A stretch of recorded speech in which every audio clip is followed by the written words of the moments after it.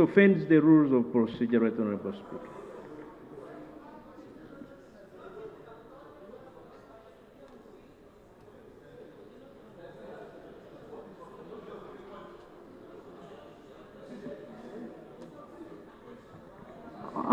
Yes. The Right Honorable Speaker, according to the official information we have is that the opposition are officially boycotting this sitting. I would wonder how my colleagues are masquerading here.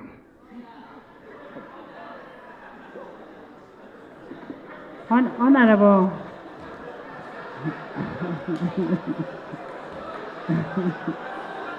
Honorable members, opposition is in the house. Opposition is in the house. I see Honorable Kelo, Honorable Court, Honorable Olanya, Honorable Santa, Honorable Duru, who has ably presented a report, Honorable Namanya. Honorable members, Legal, did you get a report from? I've just received a document. Someone came and dumped a document here, but I've just read it is a minority report of the Honorable Jonathan Odur. I was not informed what it was, but I've just read and realized it is The man did not attend.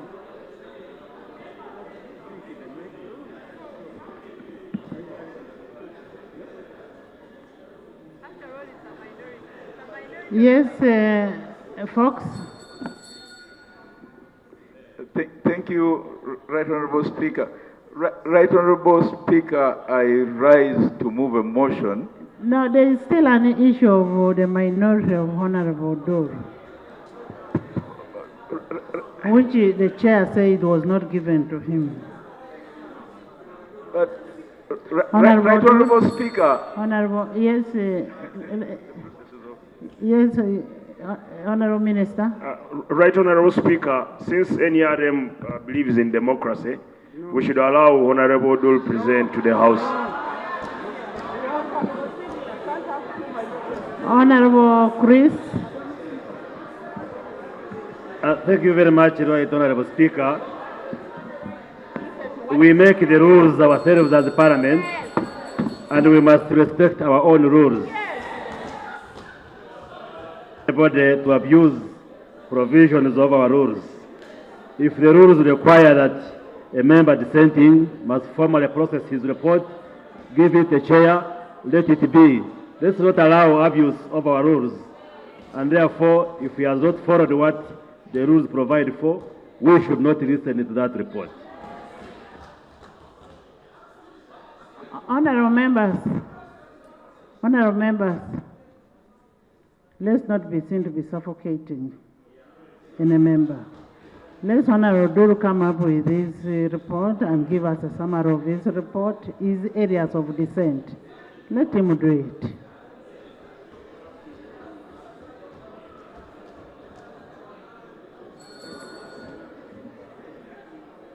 Thank you. Thank you very much, Right Honorable Speaker. Madam Speaker, for the record, this morning I made a phone call to the chairman of Legal and Parliamentary Affairs Committee, and I told him on the phone that I have a minority and the chair is here. Secondly, when I reached Parliament, I again notified him on our platform, and then I filed this report with the clerk of our committee, who duly submitted to the clerk to Parliament. It has been duly stamped as received. So the record should show that I am not smuggling, I'm just complying with the rules. Madam Speaker, before I read, I beg these two situations for members to bear with me. First of all, as Honorable Ochero rightly observed, the leader of the opposition, my boss, has led a walkout from this sitting, and I am his shadow minister for justice and constitutional affairs. You can imagine the situation I'll be. I may finish and I get fired. So allow me present this report here. Secondly, in tense moments like this, you would beg that members bear with me. During the ruling in the Supreme Court, at myself and many others against the Attorney General, when their lordships had judged 3 against 3, the last judgment was by the Chief Justice then, Bart Katurebe, and when he had begun to read, he informed us that his glasses and the eyes had a problem, and he needed to be rushed to South Africa immediately. I pray when I'm reading this report, my glasses don't fail me. Having said that, Madam Speaker, introduction. This is a minority report in dissent of the majority report of the Joint Committee of Legal and Parliamentary Affairs and the Committee of Defense and Internal Affairs on the Uganda People's Defense Force Amendment Bill 2025. This minority report is brought under Rule 215 of the Rules of Procedure of Parliament, areas of dissent and statement of reasons for dissent. The minority restricts the areas of dissent majorly on the policy and principles, defects in the existing law, remedies proposed in the bill, and specific provisions of the Uganda People's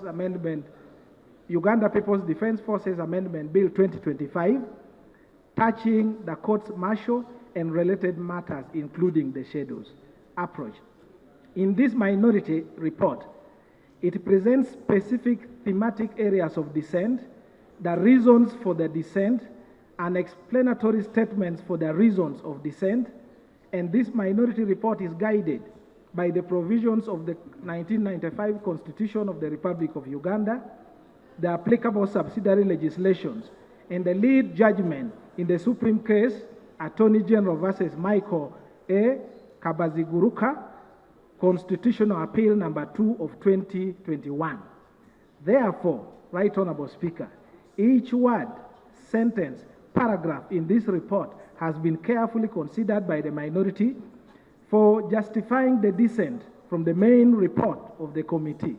The minority prays that time be allowed for this report to be presented to the House, both verbatim and seriatim. Thank you. Preliminary and substantive discussions on points of law. In this report, the minority raises several points of law in both preliminary and substantive forms.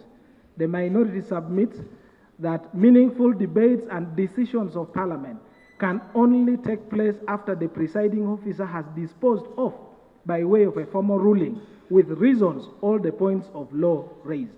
The presiding officer should not be tempted to sweep under the carpet, fail, or casually dismiss these important issues of points of law raised by the minority. In short, the minority invites the full attention of the presiding officer during the presentation of this report and prays for the rulings to be delivered on record in a timely manner before debate ensues. Breach of Rule 75 of the Rules of Procedure of Parliament on Sub Judice.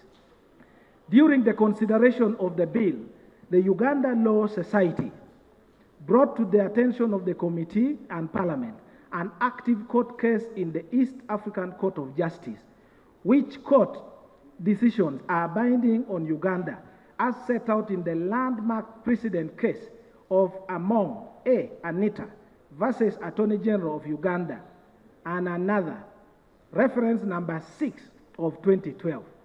I produced the letter dated 14th May 2025, and it is addressed to the clerk to Parliament and reads as follows. Reference, the Uganda People's Defense Amendment Bill 2025. Greetings from the Council, Management, and staff of Uganda Law Society. In response to your invitation to meet the Joint Committee on Defense and Internal Affairs and Legal and Parliamentary Affairs for consideration of the above captioned bill, for which we are grateful, this is to inform the Joint Committee as follows. 1.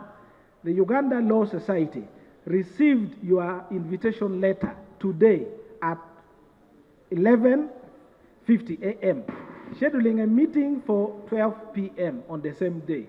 With the greatest respect, The time frame is manifestly inadequate for a thorough consideration of the 150-page bill and is incompatible with democratic accountability. 2.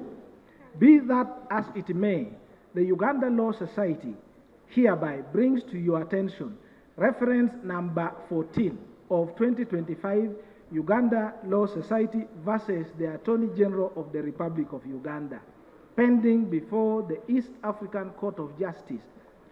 Discussing the bill's provision on military courts would inevitably breach the sub judice rule, contrary to Rule 75 of the Rules of Procedure of Parliament of Uganda, Statutory Instrument number 43 of 2025, and Article 38, Sub-Article 2 of the Treaty for Establishment of the East African Community, and potentially contravenes Articles 2, 20, 79.3, 92, 126, 1, 128.3, and 287 of the Constitution of the Republic of Uganda.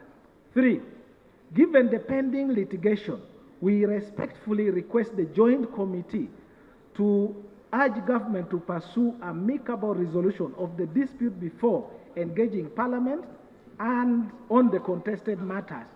The Uganda Law Society welcomes the opportunity of another invitation to discuss the rest of the bill. Yours, it is signed by one Asimwe Anthony, who is the Vice President of Uganda Law Society. I don't know for what reason why the President was not available to sign. I now beg to lay on table the copy of duly received by the Office of the Clerk, as well as a copy of the reference number 14 of 2025 Uganda Law Society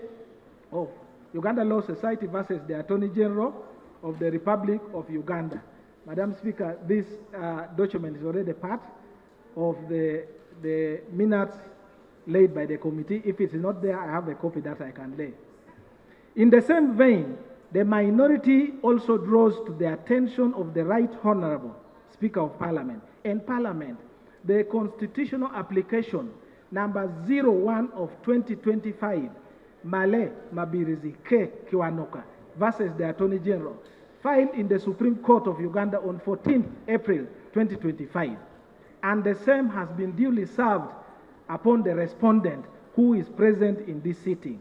The gist of that application is that the Supreme Court should determine whether the action of the respondent, who is the Attorney General and Government and Parliament, of proposing and consideration of the Uganda People's Defense Forces Amendment Bill 2025, providing for trials of civilians in the court-martial, is contemptuous of the judgment of the Supreme Court in Uganda, in Supreme Court of Uganda, in Attorney General versus Michael, which I have already cited fully. The constitutional application number 01 of 2025, as referred, filed in the Supreme Court, has already been duly served. The respondent, the Attorney General, is present in this House and can confirm or deny the existence of this live case.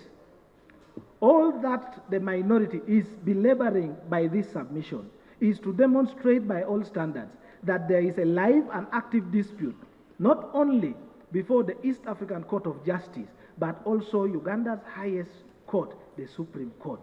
It will be quite embarrassing for Parliament, an institution central to democracy and the rule of law, to carry on with the consideration of the Uganda People's Defense Forces Amendment Bill 2025, well aware of the court cases that touch on the subject matter of the clauses in the bill. The finding of the minority. The minority finds that Parliament proceeding to consider the clauses of the UPDF Amendment Bill 2025 touching the subject matter of trial of civilians in the court-martial undermines the core tenets of the rule of law, the doctrine of mutual respect for separation of powers between the executive, legislature, and judiciary. The next is on retrospectivity of legislation, contrary to Article 92 of the Constitution of Uganda. Article 92 of the Constitution of the Republic of Uganda on restriction on retrospective legislation states as follows. Parliament shall not pass any law to alter the decisions or judgments of any court as between the parties to the decision or judgment. Decisions or judgments of courts are categorized into two. One in personam and two in rem, to mean against a person and the world at large. In the considered opinion of the minority, that judgment in Constitutional Appeal number 2 of 2021, Attorney General versus Michael K.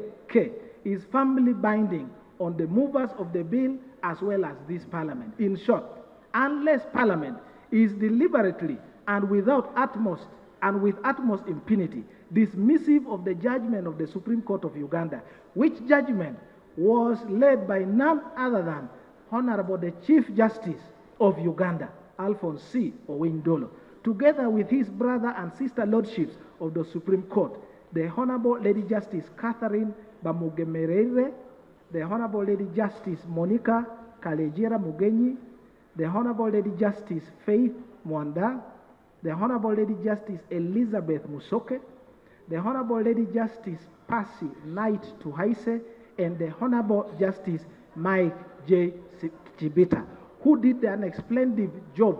And I invite members who are still active that when you get children, you can name them after these lordships. And those who cannot get children, when the technology-assisted reproductive law comes in force, you can produce using and name them. One of the best indicators of a progressive democracy is respect for the rule of law, which includes respect for judgments of courts. If this Parliament, in the full glare of right-thinking Ugandans and the entire world, proceeds to disobey the Supreme Court, then this date and year will go down as the official birthday of the dreaded military dictatorship in Uganda. We surely don't wish to be the midwives to deliver this baby at all. Madam Speaker, let it also sink in our minds that at any one point soon in our lifetime, Uganda will have another president other than H.E. Museveni. The next president, as per the law, shall be the commander-in-chief, boss of the court-martial. This House may have already noticed the following names, in no particular order of chances of being the president, being discussed in the public domain as potential future presidents starting in 2026 and beyond. The Honorable Akena Jimmy James Michael Obote, the Honorable Chagulanyi Sentamu Robert, the Honorable Amuriat Patrick Oboy, General Kaino Rugaba Muhozi, General Mugisha Muntu, Honorable Norbert Mau, Right Honorable Aneta Mau, Colonel Retired Dr. Kiza Warren Besige. Honorable, I would never wish to be a president. Remove my name from that list. I am satisfied with what I have, and I'm even getting out of politics. Don't put my name into this. Madam Speaker. No, my name is not for playing. My name is not for jokes. Madam Speaker, allow me, since it's a one. Please, my name is not for jokes. I never want. Yes, Honorable, it is my name. Madam Speaker, please remove it. Yes, this is a one member's report signed by me, and I can amend it. I want to withdraw. That's what the point I want to make. Yeah, withdraw. I'm not part of that. That although I had said that the names were in the public domain, I didn't withdraw. I beg to withdraw. I have my own right. I beg to withdraw and delete and amend this report by deleting the name Right Honorable Anita Among Annette from this report. And I accordingly withdraw and apologize to you, Madam Speaker. Please, the record does it. Please, I invite this House to carefully reflect on each one of them, their soberness, fidelity to the law, ideologies, actions, sentiments, service records, and imagine what each one of them is capable of using such provisions in the bill. The finding. The minority finds that legislating on clauses of the bill that touch on the decision of the Supreme Court, specifically enacting clauses to try civilians and soldiers who commit civilian crimes in the court-martial, contravenes Article 92 of the Constitution of the Republic of Uganda in light of the case of the Attorney General versus Michael K. Constitutional Appeal number 2 of 2021. The next point is dissent is understanding of the judgment of the Supreme Court in that case. Right Honorable Speaker, During the consideration of the bill in the committee, an issue arose as to whether there was a lead judgment to inform the consideration of the bill, or all judgments of the quorum mattered. The learned Attorney General informed the committee that the judgment of Honorable the Chief Justice, as is the lead judgment, whose final orders and recommendations guided the drafting of the bill.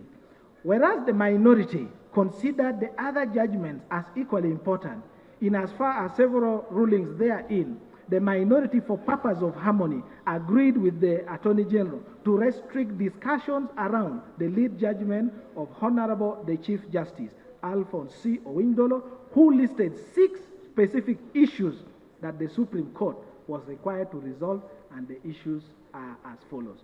The first was whether the court-martial are courts established under the Constitution or are mere tribunals. 2, whether the court-martial can be or are independent and impartial within the meaning of Article 28 of the Constitution. Whether civilians can legally be liable to face trial in the court-martial for disciplinary offenses, herein called military, disciplinary, or service offenses, stipulated in Part 6 of the UPDF Act. 4, whether civilians can constitutionally or legally be tried in the courts-martial for civil offenses not comprised in Part 6 of the UPDF Act, but are instead provided for in other legislation. 5, whether it is constitutional for persons subject to military law to be tried in the court-martial for offenses outside the UPDF Act, herein called civil offenses. 6, whether it is constitutional for civilians to be tried by the court-martial as principal for offenses under sections 1191H of the UPDF Act. Yet all those also exist in the civilian offenses. Right Honorable Speaker, the minority has found it necessary to briefly highlight the decision of the Supreme Court in each of the questions, as this will be extremely important. First, in refreshing the memory of the members. Then secondly, and most importantly, guiding the members to properly direct their minds during the debate on the principles and justification of the bill. On the first issue, number 1, whether court-martials are courts established under the Constitution or are mere tribunals. In answering this question, Right Honorable Speaker, which answer was agreeable to the rest of the panel, Honorable the Chief Justice, Alphonse C. Owindolo, wrote on page 44, paragraph 15 as follows. I would therefore hold the General Court-Martial is not merely a complementary court to civil courts. It is established as a court which is, however, seized with specialized jurisdiction. The take-home from this answer is therefore twofold. One is that the Supreme Court recognized the existence of court-martial as a creature of law. And secondly, but most importantly, its special status, implying it is meant for specialized cases only. I now quote the learned Attorney General of Uganda in a letter which I also beg to lay, I believe is part of the documents laid, written on the 3rd February 2025, addressed to the Honorable Minister of Defense, addressed to the following: Honorable Minister of Defense, the Chief of Defense Forces, the Chief of Joint Staff, and Director of Public Prosecutions, in paragraph 2 on page 2 and paragraph 9 on page 3, reproduced below. This, I quote what the Attorney General wrote.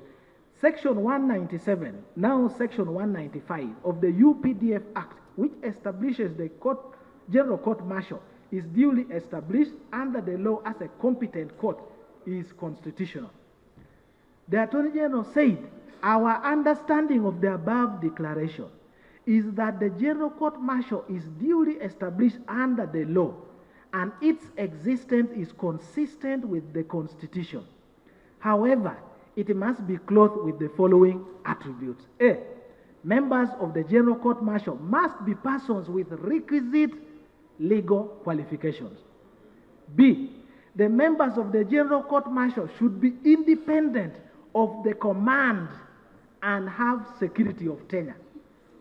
C, there should be adequate time and facilitation in the preparation of defense by an accused person, as well as a right of an accused person to due process and an appeal in capital offenses. D, The convening authority must lie with the General Court Martial, which guarantees institutional independence from the authority prosecuting the case. This is what the Attorney General advised, and it will help us when we come to closes. It is Attorney General further writes, Sections 2, 179, 119, 1H and G, now respectively 177, 10X, 117, 1H and G of the UPDF Act are unconstitutional since they confer blanket jurisdiction on court-martials to try civilians.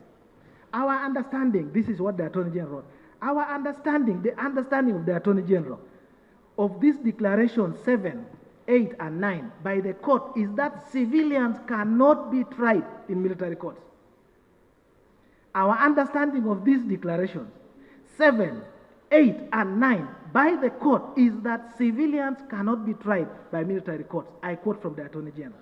The minority recognizes the mandate of the Office of the Attorney General under Article 119(3) and 4 of the Constitution of the Republic of Uganda, to wit, shall be the principal legal advisor of government and to give legal advice and legal services to government on any subject. It may be recalled, Right Honorable Speaker, that in both the original constitutional petition, number 45 of 2016, Honorable Michael A. Kabaziguruka versus the Attorney General in the Constitutional Court, and in the Constitutional Appeal number 2 of 2021, the Attorney General versus Honorable Michael K. The Attorney General diligently and professionally offered legal services representation in court and lost all the arguments except the legality of existence and creation of the court-martial. However, how then does the executive and even Parliament expect the same learned Attorney General to again go back to the Constitutional Court and Supreme Court to defend the same issues which he argued and lost? It must be very burdensome, tiresome, hopeless, and frustrating to be a lawyer to the government in such scenarios. Sympathies to the learned Attorney General, Honorable Kiwanuka, and the team of learned friends in the chambers of the Attorney General who prosecuted the case. Can they even dare face the same court again on the same issues already decided by court? Finding. And I must say, on a lighter note, Madam Speaker, a former Attorney General William, Senior Counsel William Biarohanga, I'm reliably informed, asked to be excused from executing role of Attorney General. Then another Deputy Attorney General who was with us here, Honorable Mwesiga Rukutana, immediately he left this role. He had the energy to marry even a new young wife.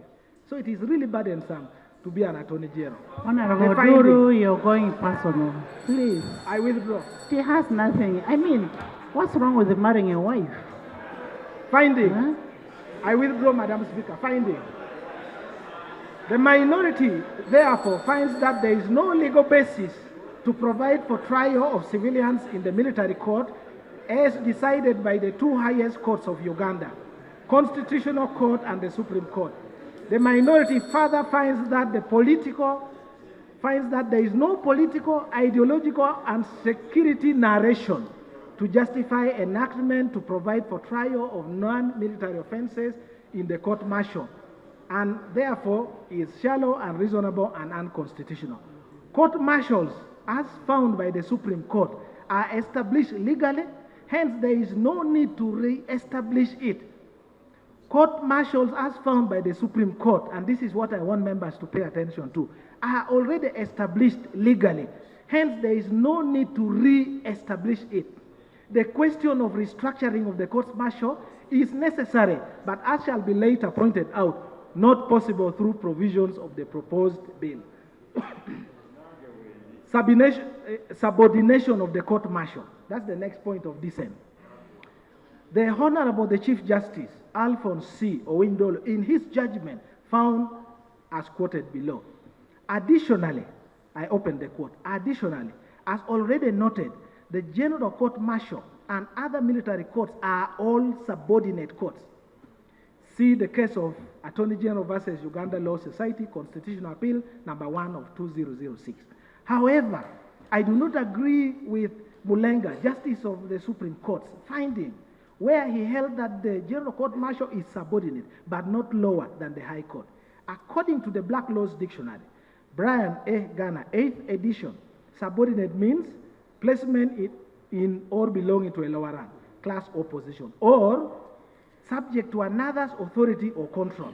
Assigning the ordinary English meaning to the word subordinate, all courts martials are subordinate courts created under Article 129, 1, sub-article D, and can only have jurisdiction that is lower than the High Court. Saying that it is subordinate but not lower than the High Court is contradictory and has potential to create an absurdity when it comes to hearing of capital offenses. If Parliament desires to grant them jurisdiction to handle capital offenses, then it would need to do so in line with the Constitution.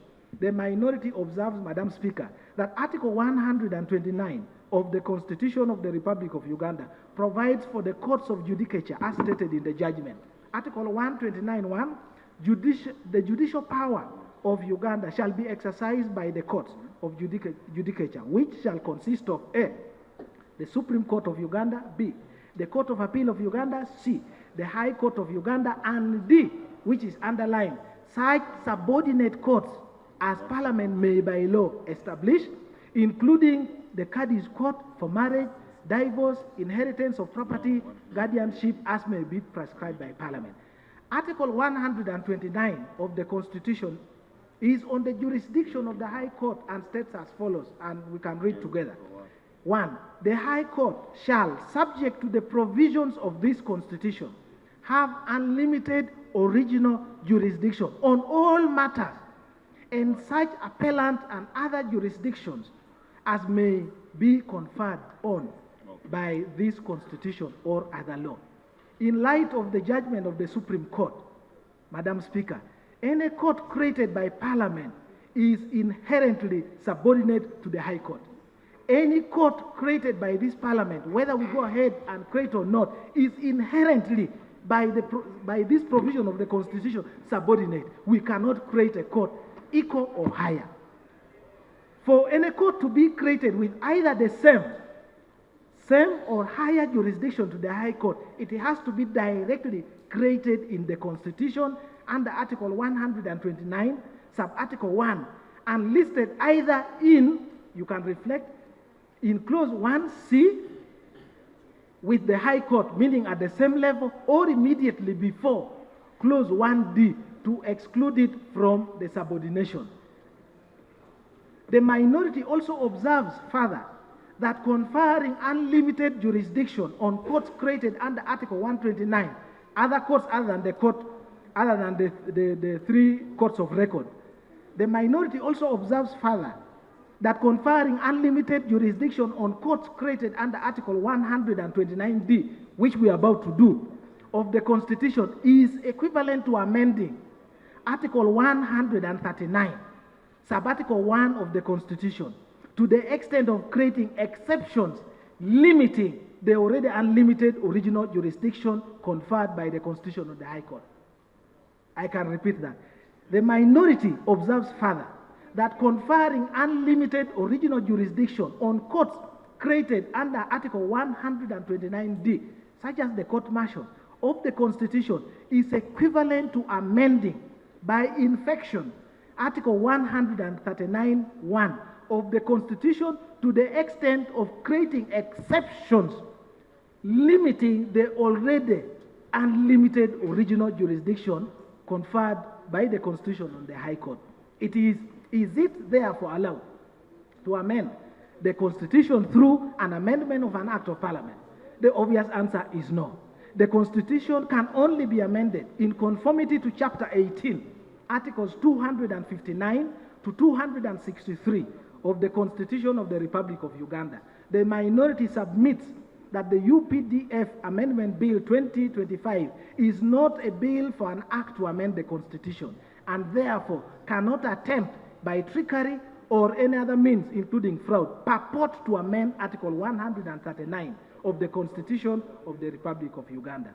Right Honorable Speaker, The advisory order recommendations of the Supreme Court are stated in paragraph 10 on page 199, bullet E of the judgment of the Honorable, the Chief Justice Alphonse C. Owindol as follows. E, amend the Constitution, and pay attention, this is what the Chief Justice ordered or recommended. Amend the Constitution to establish superior courts within the military court system under Article 129, and clothe those courts created by amendment of the Constitution with the requisite jurisdiction and guarantee of independence and impartiality to try specific military offenses under existing laws committed by military personnel. F, the Chief Justice advised, provide in the UPDF Act for the High Court, which is already created and in existence, to sit as a court-martial with power to try all criminal capital offenses within the High Court's jurisdiction, and those unique to the military that attract maximum of life and death sentences. Grant the Chief Justice powers to assign judges to the military courts. A select number of military personnel can therefore act as assessors. Appeals to the court-martial appeals court would follow the same format, with Court of Appeal sitting as such. Magistrates' courts would assume the jurisdictions all over other offenses of a subordinate court. G, the Chief Justice says, make provisions in the UPDF Act for trials of civilians in the military courts to be only under limited circumstances and only after the state concretely demonstrates to the court by verifiable facts and by objective and serious reasons the need and justifications for recourse to the military courts. This must only apply where, in relation to the specific class or category of persons, offenses in question, ordinary courts are not in position to undertake. This is the quote of the Chief Justice upon which this bill has been brought. The understanding of the minority on these advisory orders E to F and G above is that they are premised on the fact that all trials of both civilians and military personnel who commit non-service military offenses must be before civilian courts. In other words, the current civilian courts, Magistrates' Court, High Court, Court of Appeal, and Supreme Court are all competent by all standards required under Article 28 and 44 of the Constitution of the Republic of Uganda to try any offense in the law books of Uganda. A question was put to the learned Attorney General on whether his trust, confidence, and belief, a question was put to the Attorney General on where his trust, confidence, and belief would lie in delivery of justice on the offenses proposed in the bill. Were those trials to take place premised on the same facts before either the civilian courts or the court-martial? So we have two sets of same offenses. Which of the two courts would the Attorney General trust? The learned Attorney General answered that both courts can and will deliver justice.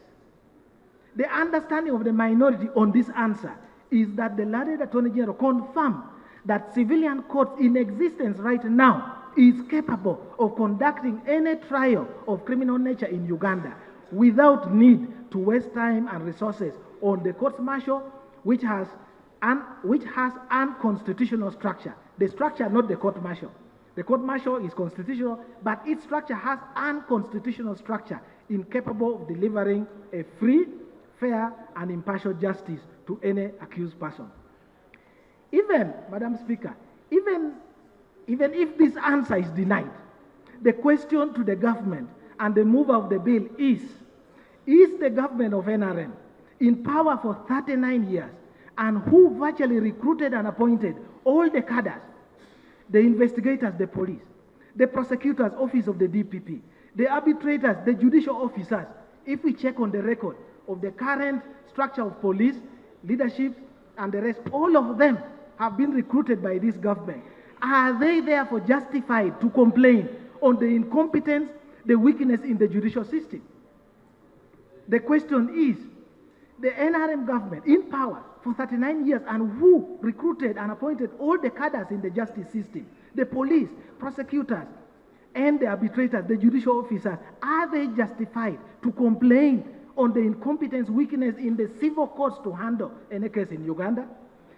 If the minority was granted more time, Right Honorable Speaker, it would have produced on record all cases of murder, aggravated robberies, terrorism proposed in the bill against accused persons, including military personnel, which has been successfully prosecuted in the civilian courts. By the time of writing this report, Madam Speaker, I had not known that yesterday the High Court convicted a former soldier, a militant, of an offense. That further demonstrates and strengthens my argument that actually the civilian courts right now can convict, try and convict, murder, aggravated robbery, etc. The minority invites the attention of members, especially those familiar with court papers, to reflect on the proposal of the Chief Justice, which captures the spirit of the advisory orders by the Chief Justice as follows. I have put a heading there just to illustrate when we come to the amendment. All the headings of courts in Uganda would be written the Republic of Uganda. In the High Court of Uganda, it could be in Kampala, the example, and in bracket, we put the provision for court-martial stroke military division. That is what the learned Chief Justice had advised. Finding, the minority finds that the proposals in the Uganda People's Defense Forces Amendment, Bill 2025, purporting to recreate the court-martial with unlimited original jurisdiction is unconstitutional, as it inadvertently amends Article 139 of the Constitution of Uganda without following the procedure of amendment provided under Chapter 18 of the same Constitution. The minority further finds that it is administratively viable to provide for a specialized court within the civilian courts for purpose of trial of criminal offenses committed by the military person. The next point of the dissent is on limited or exceptional circumstances, as has been said. Madam Speaker, the minority recognizes the discussion in the judgment on the limited circumstances of trials of civilians and or military persons in the court-martial in Uganda. In the judgment, the minority understands that these circumstances appear to be strictly in reference to a situation where, and we can pay attention, one, the Constitution is not in force, similar to the military rule during Idi Amin's regime. That is the first condition for trial of civilians in the military court. There must not be constitution in force. Two, courts of law have no capacity to try the offenses. For example, there are shortages of competent judicial officers. Three, soldiers and civilians are on duty or deployed in a foreign land where there is no possibility of returning them for trial in Uganda, and there is no other court in that country to try the accused. We all know where our army, the UPDF, are deployed, so the court martials can try them there in case that country does not have a law or the situation of the war in that country. That is the understanding of the minority. The scenario of Karamoja, which was presented in the committee as a success story of the court-martials, was unjustified. It was claimed that judicial officers had feared to be deployed in Karamoja to hear cases because of insecurity. These are the questions. Were other courts in the neighboring districts also unavailable to try those cases? Did the same government demonstrate to Ugandans that courts in Karamoja were fully functional when Colonel retired Dr. Kiza Besigye was flown to Moroto and charged in the civilian courts? Who is mandated to ensure law and order in Uganda? And why not deal with the root causes of it all, which is the security of the judicial officers, rather than recourse to the courts-martial? Madam Speaker, were the trials free and fair in Karamoja? The presumption of innocence, the charge sheets, were they read through them? Did they take proper plea? Did they give evidence as per the Evidence Act? Was there a ruling on the prima facie case? Was there a defense? Were there the convictions? Did they allow them to plead to mitigate? And what was the sentencing guideline? In the opinion of the minority, it is foolish to legislate to provide for unconstitutional situations, like providing for scenarios where the constitution laws are not enforced. All I am saying, Parliament cannot sit and legislate for a situation where the constitution is not. It would be foolish of us to do that. And as such, to make... At least not everybody is foolish. No, I just said it is. I didn't accuse anybody. Right Honorable Speaker, to make all Ugandans liable for trial in the military justice system. First, all Ugandans, Madam Speaker, to make all Ugandans liable for trial in the military justice system, first of all Ugandans must become militants and officers with proper and officers. That first, let's provide for a law for all Ugandans to become militants and officers with proper training in aspect of militarism, with each one of the Ugandans being formally passed out by the Commander-in-Chief, and we are kept, all of us, as the reserve force. The laws of Uganda can then be amended accordingly to provide a concrete basis for such an arrangement. The minority is saying that once all Ugandans are militants, then it is possible to provide for court-martial so that we are all trained and we know we are soldiers. The finding. The minority finds that there are no limited or exceptional circumstances existing in Uganda at the moment, as the constitutional framework and other legislations are in force and they are adequate to deal with all criminal matters before the civilian court. The minority further finds that military disciplinary offenses, as provided in Part 6 of the Principal Act, can be exclusively tried in the court-martial or other disciplinary mechanisms within the command structure of the UPDF. On issue number 2, on whether the courts are independent and impartial within the meaning of Article 28(1) of the Constitution. The answer to this, which the other 6 land justices agreed to, some, albeit with different discussions, is found in paragraph 20 on page 117 of the judgment of Honorable the Chief Justice Alphonse C. Owendolo, whose conclusion is reproduced below. I open the quote. Having regard to what I have discussed above on the issue in the light of the rights to a fair trial enshrined in our Constitution, I find that the safeguards for independence and impartiality of the military court system in Uganda and their procedures for trial do not guarantee a fair trial. It is evident that the General Court-Martial lacks the independence and impartiality required under the Constitution for it to subject the respondent to a fair trial. The observation, Right Honorable Speaker, of the minority is that the principles of the bill and the provisions therein fall short of the findings of the Supreme Court, as there are no procedures for trial. Is it safe? The observation of the minority is that the principles of the bill and the provisions therein fall short of the findings of the Supreme Court, as there are no procedures for trial. When we go to the clauses, I will be asking questions for these procedures to be demonstrated to you. No safeguards for independence and impartiality of the proposed court-martial, which can guarantee the fair trial envisaged by their lordship. On issues 3 to 6, which are summarized here, as to whether civilians can be tried in the court-martial for any offense, and whether soldiers who commit civilian offenses, murder, terrorism, aggravated robbery, cattle rustling, misprision of treason, kidnap with intent to murder. The answer, Right Honorable Speaker, to questions 3 to 6 is found on paragraph 10, pages 142 and 145 of the judgment of Honorable the Chief Justice Alphonse C. Owendolo, who wrote, I open the quote, "The general rule is that ordinary courts alone have jurisdiction to try civilians. I am unable to find any rational or justifiable link between the need to maintain discipline in the army or the maintenance of security of Ugandan borders and the trial of civilians in the military tribunals generally.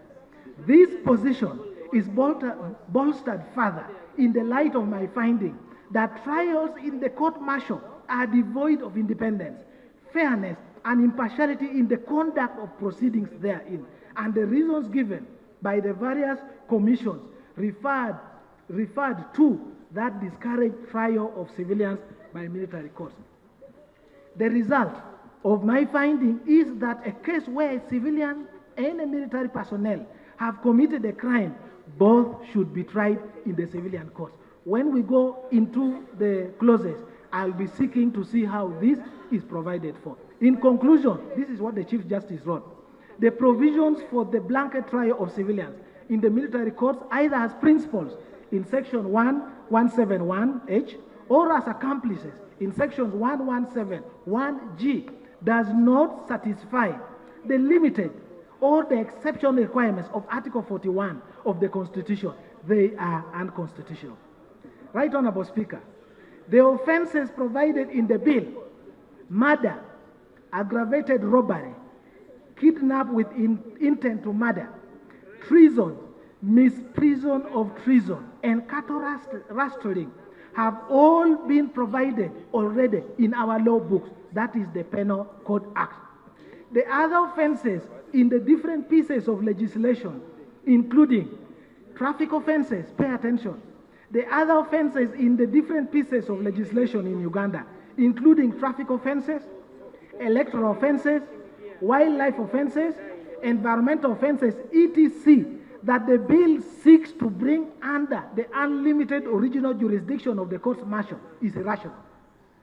Unless these offenses have been assigned different definitions and ingredients, in which case Parliament will be legislating for a completely new offense, the minority finds no mischief at all in the proposal. In Uganda, if I may elaborate, we have only one offense called murder. There is no first-degree murder, second-degree murder, or third-degree. So the point I'm saying, the offense of murder is already provided for, unless the army wants us to provide for a different set of the murder. Take an example, Madam Speaker. Of the offense of murder under Penal Code Act, all that is required is one, that there is death of a person, a human being. Two, it is unlawfully caused by another person. And three, that the person causing death had malice or intention to kill. Where is the exceptional circumstance in the above offense of murder to warrant a trial before a court martial? Where is the exceptional circumstance in the trial of murder to warrant the movement from the civilian courts? That's the question I'm asking. It is therefore very confusing in the understanding what constitutes an offense of murder in a different way than what is provided already in the Penal Code Act. Right Honorable Speaker, in 2020, at the height of the COVID-19 pandemic, the President wrote a letter accusing members of Parliament of attempted murder when the MPs sought to partake of the COVID bonanza by smuggling 10 billion shillings, which was paid to each MP at 20 million to isolate themselves from the COVID-19 in the lockdown. This points to the fact that there seems to be an understanding by different people of what murder and attempted murder means. And we must be careful to fight for that. The finding: the provisions of the bill on the courts martial falls acutely short of the standards required for fair trials and impartiality envisaged under Article 128 and 128 of the Constitution of the Republic of Uganda and the judgment of Honorable the Chief Justice Alphonse C. Owindolo. Conclusions and recommendations. Madam Speaker, the Uganda People's Defense Forces belongs to all Ugandans. It is a people's army which must not deviate from the aspirations, trust, and respect of the people of Uganda, which is well documented in the report to the Constituent Assembly. And those views, aspirations, were reduced into the provisions of the Constitution of the Republic of Uganda. The UPDF Amendment Bill 2025 is an extremely important bill in as far as: one, provision for the alignment of command, control, and administration, welfare of the officers and the militants, management of the military veterans, management of pensions, gratuities, and compensations of disabilities. The provisions, Right Honorable Speaker, for courts martial in the current substance and form as proposed in the bill are not properly well thought out. They are misconstrued and are extremely dangerous for Uganda, as it seeks to undermine the aspirations of Ugandans as expressed wholly in the Constitution of the Republic of Uganda. Parliament should not allow it to be exploited into being accomplices in overthrowing the constitutional order of Uganda by creating a superior fourth arm of government, the court-martial, which will take over all criminal justice and leave the judiciary with only civil cases. The minority makes the following recommendations to Parliament on the Uganda People's Defense Forces Amendment Bill 2025. 1. That Parliament restricts consideration and the passing of clauses 1. I read. Restricts consideration and the passing of clauses to clauses 1 to 28, clauses 76 and 80 of the bill which are touching the remedies A, B, C, D, and E, which I've already told you about welfare and etc. of the army. 2. Parliament severs, meaning Parliament severs and refers all clauses 29 to 75, 77, 78, 81, and all the schedules thereto back to the executive to comply with the Constitution of the Republic of Uganda and the judgment of the Supreme Court in Constitutional Appeal number 2 of 2021, the Attorney General versus Michael A. Kabaziguruka, and the live reference cases which are right now before the East African Courts of Justice and the Supreme Court of Uganda. 3. That Parliament requires government to table before Parliament the UPDF establishment, which is a regulation made under the UPDF Act for scrutiny to test its conformity to the UPDF Act. The reason is because this entire bill is premised on that document, which we don't have, distributing power, command, and what should happen. So the recommendation is Parliament requires, by whatever mechanisms available, the government to table that UPDF establishment, which is a statutory instrument, it's a regulation, which is made to come here, even if it is not, but it can be enforced. 4. Parliament proposes to the executive to provide all the necessary support to the justice chain actors, that is the police, office of the DPP, and the judiciary, so that they can expeditiously dispose of all criminal cases. Recommendation number 5, that Parliament proposes to government to make special arrangements to facilitate the convening of special court sessions, could be High Court or Magistrates Court, depending on the jurisdiction, for purposes of disposing of all the cases ordered by the Supreme Court to be transferred from the courts-martial to the civilian courts. Even if it requires the supplementary budget or something, the judges are there, the ODPP is there, the police are there. Give them money so that they can dispose of these cases. 6. Parliament proposes to the executive to respect the rights and freedoms of all Ugandans as enshrined in the Constitution, including rights to belong to political parties of their choices. 7. Recruit, this is if we are inclined, this recommendation number 7, if we think civilians could be tried, this is the proposal. Recruit and train all Ugandans into the military.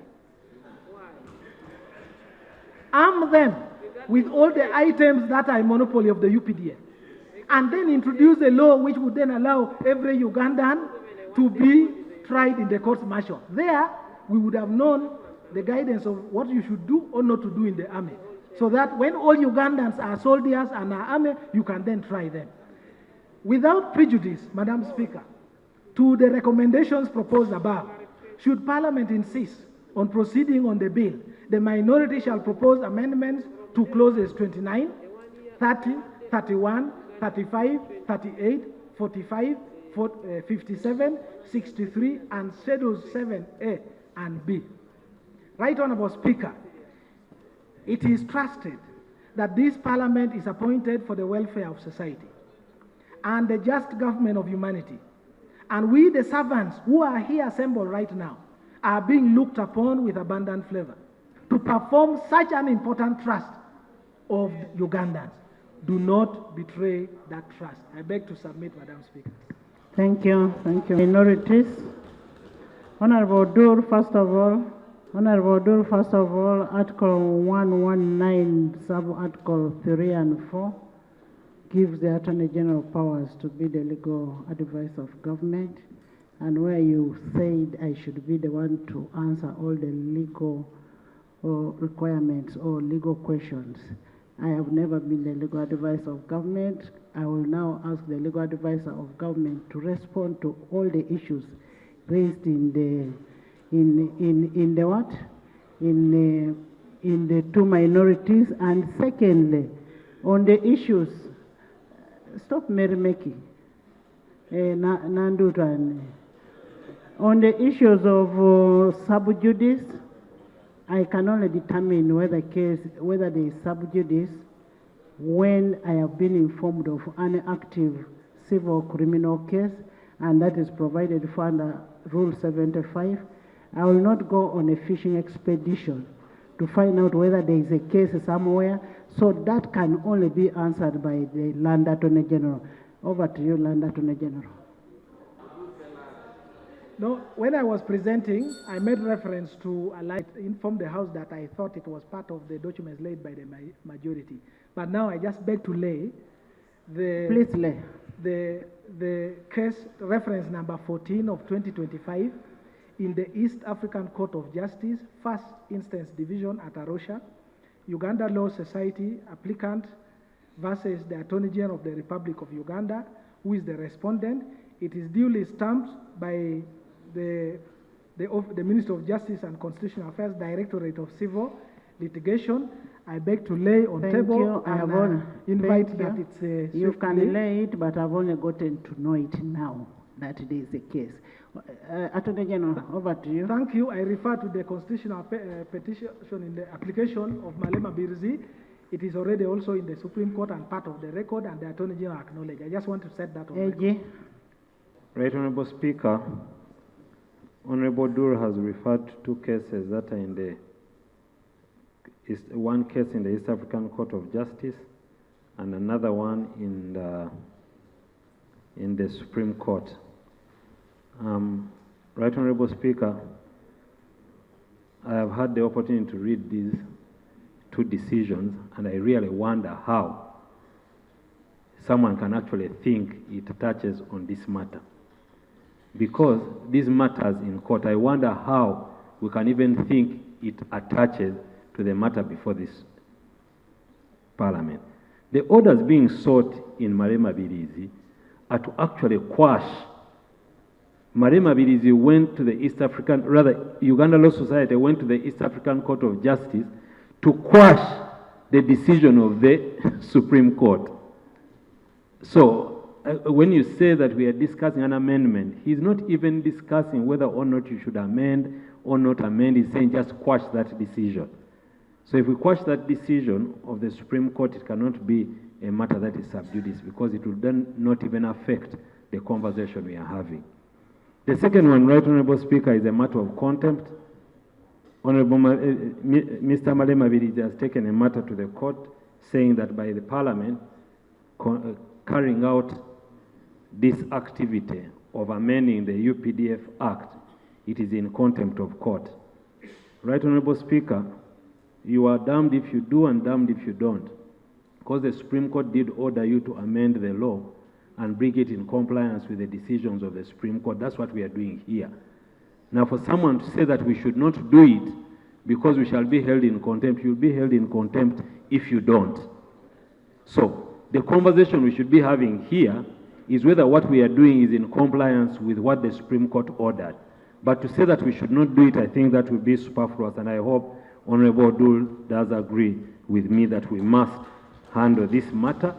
The conversation of what we need to do, what amounts to what is in compliance with the Supreme Court decision, will require us to look at those provisions that are being proposed by the executive, and then we can have a conversation as to whether they comply or they don't comply.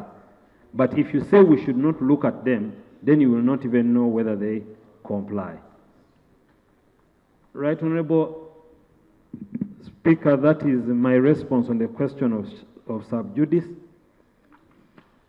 Then there was a question whether there was a lead judgment Yes, Right Honorable Speaker, I did write under my hand that there was a lead judgment which was given by the Honorable the Chief Justice, but at no point did I even intimate to any member that read only that judgment. You see, when you're dealing with appellate decision, especially where you have 7 justices, you must read all the 7 justices and determine what each one said on that point. You could have a lead judgment where the 6 judges don't agree on a particular point. So I think it is important that as we go through this, I have personally had the opportunity to read all the 7, and I can see you have relied on one judgment, but I think it's important for us to look at all the 7 so that we are clear as to what the court said. The judgment of the lead judgment must be supported by the majority of the other judges on every point that you address. So it is not to say that whatever the lead judgment says must be followed as the final judgment. So, and I think what we have done in this is we have looked at all the judgments and tried to bring them into context. Yes, it is true, Right Honorable Speaker, that I did interpret the decision of the Supreme Court in the letter my learned friend Honorable Odu raised of 3rd February, and yes, I did state that our understanding of the Declaration 7, 8, and 9 of the court is that civilians could not be tried in the military courts.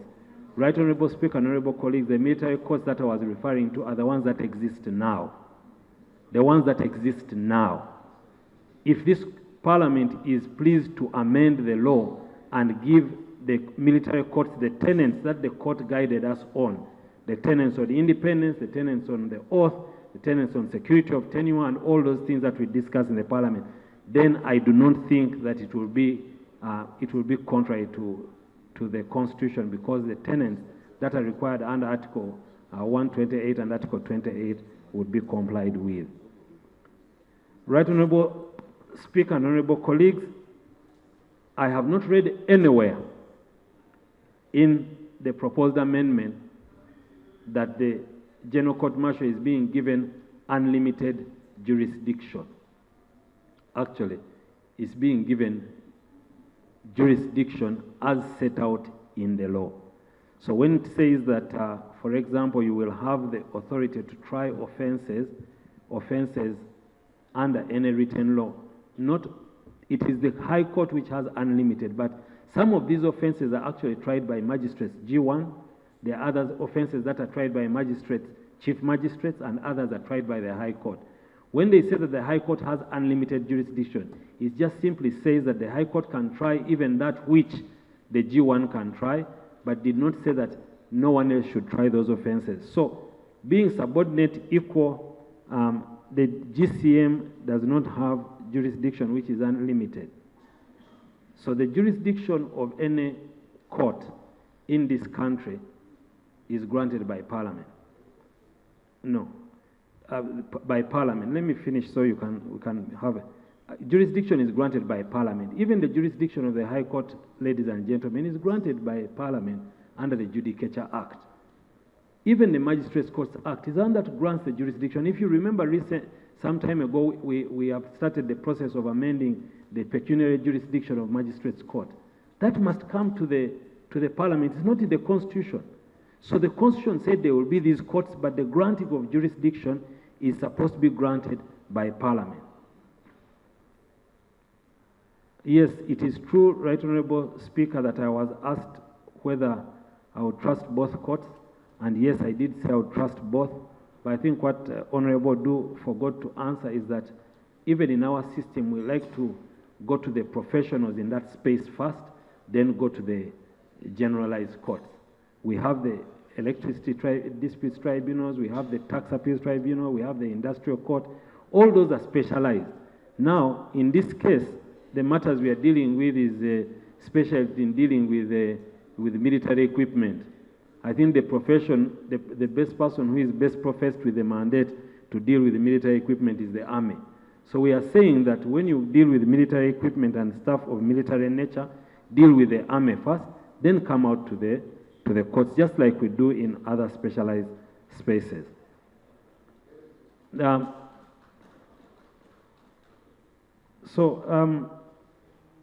The GCM, you say that the limited circumstances is where the Constitution is not enforced. No, the Constitution actually told you to make subordinate courts. So we are doing it in accordance with the Constitution. Unfortunately, we are both agreed that this was a matter which even the courts agreed it is a constitutional matter. But you also did point out something where the courts of law have no capacity to try the offenses, for example, shortage of judicial officers. I'll leave that to you members of parliament, because I'm sure every time we come here you talk about backlog and the fact that we need more judicial officers. So that is a matter that you have to have at the back of your mind, whether we should bring more matters to the judiciary. The issue here that we are dealing with, this law does not deal with providing jurisdiction of the GCM over all Ugandans. And therefore, it would not even be necessary for you to get training and get recruited into the army, because the army is not asking for jurisdiction over all Ugandans. It is saying only those who illegally possess killing instruments, which are ordinarily, and I think the issue here is ordinarily they preserve. So if you find yourself in a situation where you find yourself with an AK-47 without a license, and that's what the Army is saying, we may be more specialized. That's what the Army is saying. Minister of Defense said we may be more specialized in dealing with these people who have special skills of acquiring arms illegally. The second one is where you work with the soldiers to commit an offense. But like if a civilian killed someone with a hammer, you don't go to the court-martial. If you kill someone with a hammer, a panga, if you box someone dead, you don't go to the court-martial. They take you to the civilian courts. But if you use the gun, if you use the bomb, then that's what. So it's not that the law is saying all Ugandans must be taken to the court-martial. That needs to be very clear. That is why it's limited in its jurisdiction. Right Honorable Speaker, the procedures that are set out in the law, for example, in the penal code sets out the offenses, but the law on the procedures in courts is the Criminal Procedure Code, the Trial and Indictments Decree. So if you ask me whether the procedure for trials in the court-martial are in the UPDF Act, I'll say no. But there are procedures that are set out for the court-martials.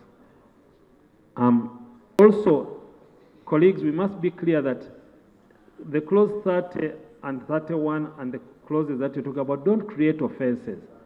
No, let me finish. I'll get the clarification after. 117A does not create offenses.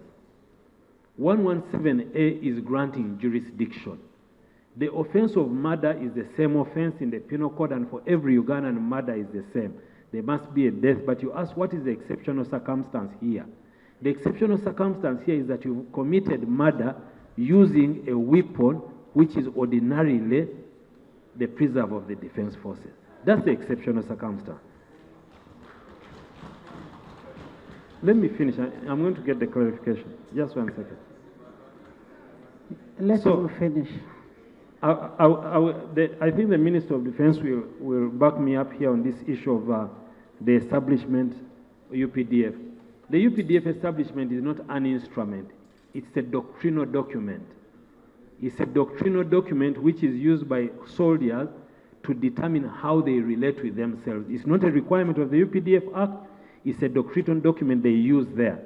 So whether or not you should be able to get access to all the documents of UPDF, the Minister of Defense will tell you about that. But this is a tactical doctrinal document. How do we engage? How do we set ourselves up? But the structure of the UPDF is set up in the law, and that's what they're asking Parliament to address. Right Honorable Speaker, I'd like to also address colleagues on the issue of Article 92, because it was raised in the committee, it was raised severally, and I've had it severally, especially in the first report. The issue is Article 92 says you should not have a law which has a retrospective effect that would affect the benefits or the decision of a lower court, of a court that has made the decision. Right Honorable Speaker and Honorable colleagues, the Constitutional Court, Supreme Court, told us that the members of the UPDF court martial must be independent and impartial. They told us how they believe the independence and impartiality should be set out. Taking of the oath, we put it in clause 45. Legal qualifications, clause 35, 36, and 38. Manner of appointment is in clause 36, 37, and 38. The term of office, the convening authority is in clause 45. The existence of guarantees of outside pressures is in clause 45. That's what the bill is trying to introduce. Now, it is for members of parliament to look at this and say, do they adequately cover the safeguards that are required of us? Further, we have the bill proposes to introduce the military courts department, which is supposed to be a department which is supposed to be separate and distinct from command and control of the UPDF. And that's the purpose of the act. On the issue of trials of civilians in the court martial, like I said before the committee, I personally did not find a provision in the decision of the court which said that civilians cannot be tried in the court martial. And yes, the honorable member was correct. The honorable member was correct that it would be wrong for us to do the same thing which the Supreme Court said we cannot do. And you quoted the decisions of Sri Lanka and London. We have ours here. We have ours here, like the human rights which dealt with POMA, and we have ours here. So we are very alive to those principles. What I can say is that what we are doing here is not at all in pari materia with what the old provisions are. And if members took time off to look at the provisions and look at the differences of the same, I am sure they will agree with me. So, Right Honorable Speaker and Honorable colleagues, those are the questions that I found important, and I have answered them. Thank you, Honorable. Let the government put it clearly, for the military attires must be properly designated and labeled as UPDF. Thank you. You cannot find somebody put on Kaunda suits and gumboots, you start labeling that this is a military attire, when it's not properly labeled as UPDF military attire. Thank you. And finally, Chairman Sweat. Honorable Speaker, Right Honorable Speaker, last night I cut Rasala, who came with a gun and killed. On 16th, a Pokot was arrested with a gun in Greek River Sub-County in Soy. Now, there are two scenarios here. Scenario number one is that there was an engagement of the defense forces in the arrest of the criminal who had a gun in Greek River Sub-County. Now, scenario number two was there was a criminal who had recruited himself to the defense forces, and therefore the criminal became a militant, subject to the military court-martial. Now, that again, in the question of Chepskunya Town Council, where a person died, a military officer who was commanding Chepskunya Barracks was again informed that the raiders had come. He rejected and said he is not going to intervene with his force, UPDF, because that role belongs to the police force. Now, what action would the defense forces take against the officer who refused deliberately to take action? Of course, the court-martial would be the best action for this. Thank you, Honorable. Now, yes. Right Honorable Speaker, there is an issue to do with the military standards. Would be set by the minister through regulations. The standards that the members are asking for are logistical in nature, and it alters procurement and the pricing. Honorable Guang.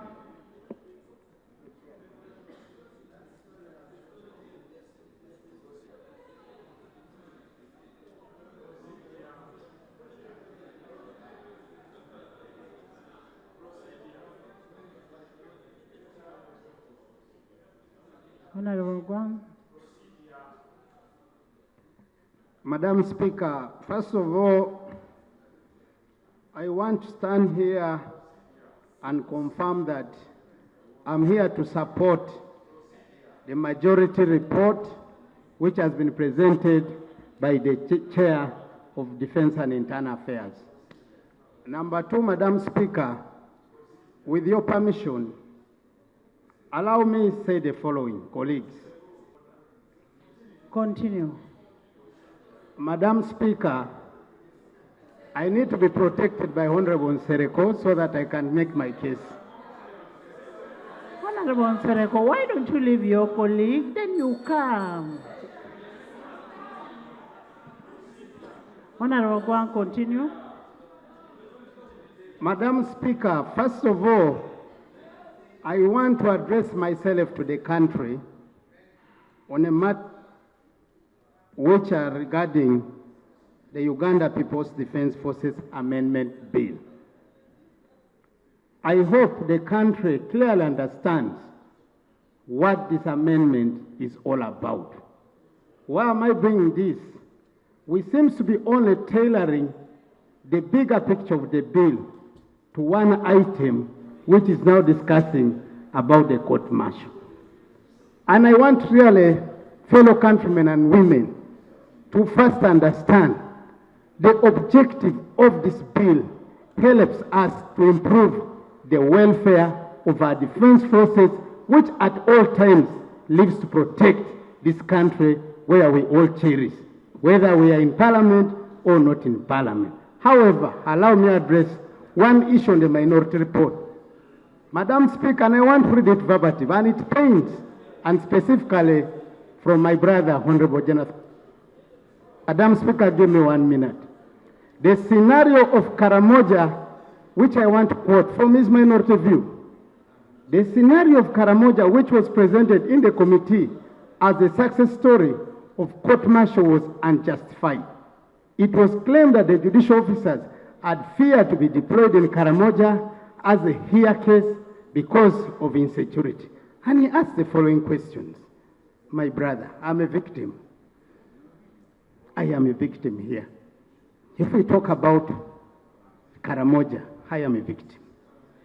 If you talk about Karamoja, my mother was raped. If you talk about Karamoja, I lost my father.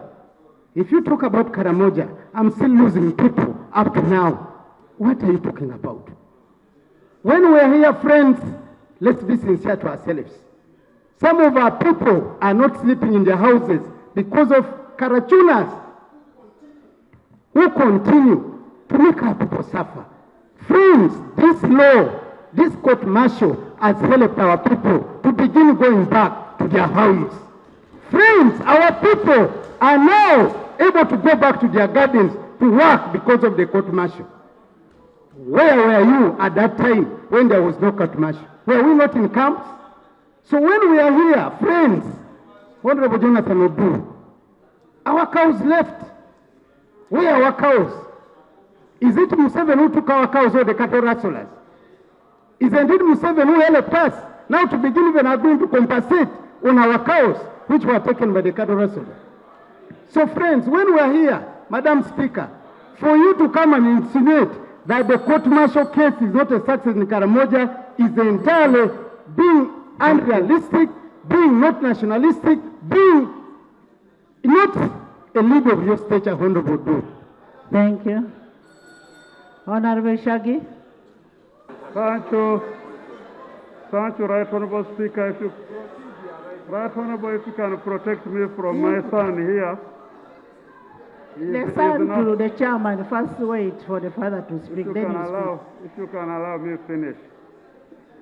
Right Honorable Speaker, the matter we are deliberating is a clear one.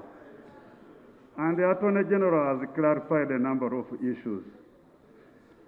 You know, for us in football, when you are passing, and you get boys or girls playing football with a good talent, we pick them and take them to football clubs. We don't take them to Malua groups, so that their talents are well developed and handled there. So in a situation one is carrying a gun to harm others, terrorize others,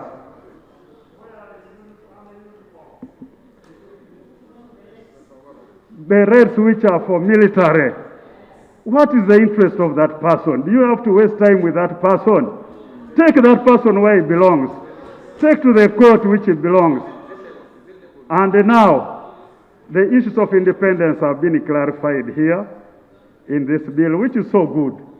In case there are going to be any gaps, we are still here. We shall come back and amend those gaps to make it better and better. Laws are built and made better over time. So, Right Honorable Speaker, I would like now to propose that we constitute ourselves to the committee of the whole House, and then we debate the clauses. Thank you. Second, Honorable Speaker, Maybe when a motion, maybe there is a motion. Let's dispose of the motion first. I'll give you now. Now I'm going to give you even when we are at committee, I'll give you special consideration. You can. Forward. Yes, I'm going to give you. I am going to give you. Honorable members, I am saying I'm going to give you. Why do you challenge my powers? I am going to give you. Honorable members, this has been seconded by Richard, the Prime Minister, Honorable Bahati, Ajat, Honorable, or both, Ogwa, Gume, by the whole House with the exception of Honorable Duro and Gilbert. You see, Honorable,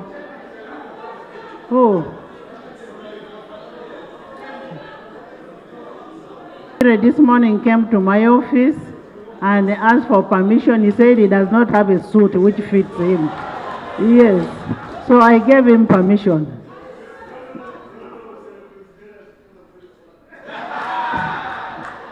Honorable, I'm going to give you to seek for a clarification when it reaches there.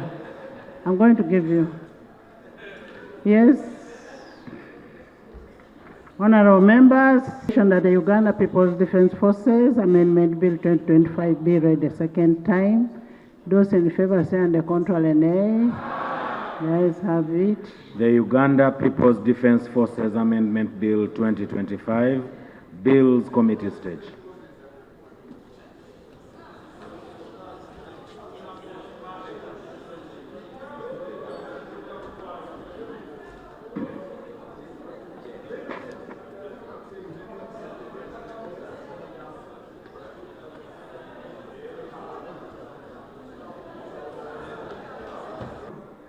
And Madam Chair, thank you very much for your indulgence in this matter. Madam Chair, in the issues of separation of powers, one, and in the issue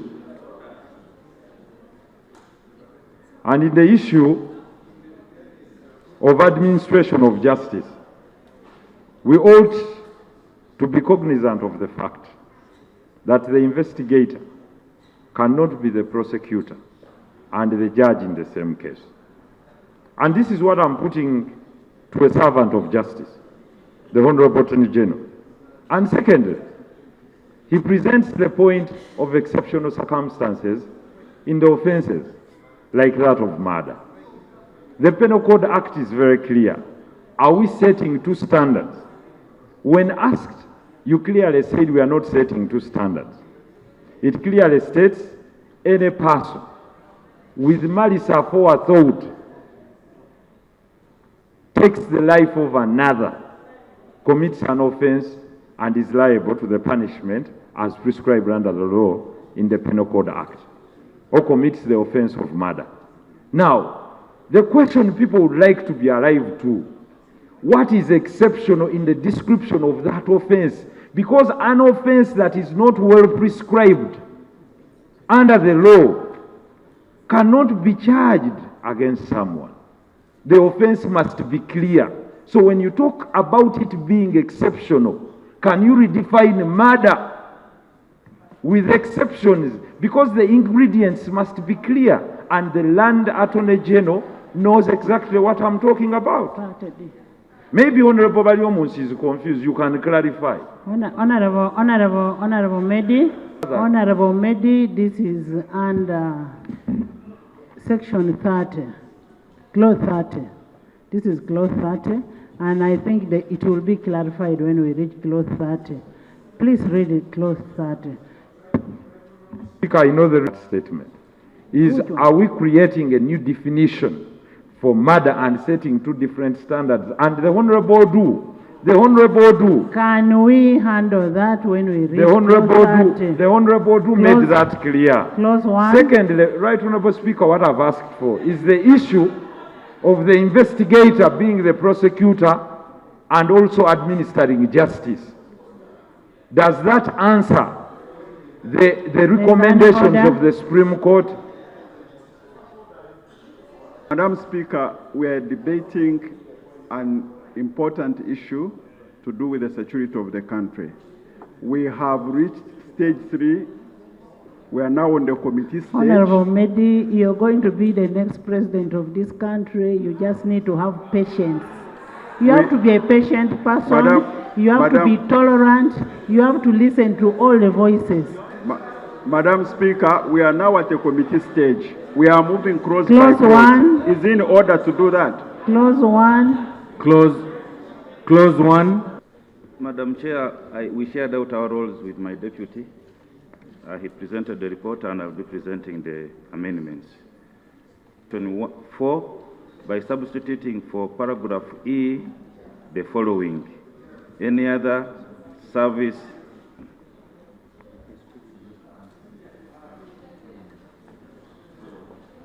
Approve, not prescribing. We can't prescribe.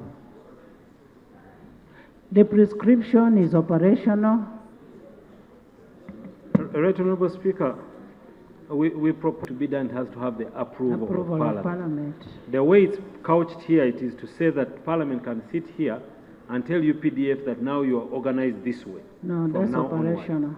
That's operational. There is no problem. I think the methods of thing is they come through a bill and the approval is granted. So even if it remains at it is, I don't think it's an issue. But my amendment on 2, which I put to the committee, is that of the forces prescribed here, one of them is given the word command, which is the Special Forces Command. For uniformity, either we add the word command to the Land Force Command, Air Force Command, Special Force Command, and the Reserve Force Command, or we actually delete the word command, so that the creations is that we have a Land Force, Air Force, Special Force, and then unless there is a justification. And Madam Speaker, my reasoning is that as Parliament we need to understand whether we are creating superiority. And even if the intention is to make the Special Forces Command superior, that is an administrative arrangement, the command, which Parliament does not have to go into. We cannot choose for them the command and etc. Speaker, this matter was actually raised in the community and was discussed with the UPDF, why they call it a command. And they would like it to remain like this. And I think, so it's just a name, and that's how they would like to have it. The Special Force is both plead to this House to let it be as it is. Bill, those in favor say on the contrary, nay. The ayes have it. Clause 7. Chair. We have dropped our amendment and we propose the clause. Clause 7, Madam Chair, Clause 7 makes provision. We had sought that 1E, which seeks to include members of the High Command, on 26th January 1986, whose names are set in Schedule 3 to this Act, provided that the member has not been convicted for a criminal offense. We had thought that the UPDF is now a people's army. So personalizing it and tying it, Ugandans already moved from the 1986 scenario. That's why the whole army was even renamed Uganda People's Defense Forces. So providing for specific names to put in the law, even as we have been practicing here, I've never seen where we have inserted specific names in the law. And we had proposed that the UPDF has now transited. At that time, Madam Speaker, you could understand the importance of having those generals. But now we have trained very competent army officers who are young, who are refreshed. So we had moved that we can do away with E and delete the members of the High Command as of 26 January 1986 to avoid personal. That's the Honorable Fox, then Katuntu. Thank you very much, Right Honorable Speaker. Right Honorable Speaker, 3, and we are basically talking about General Salim Saleh and General Matayo Chalagonza.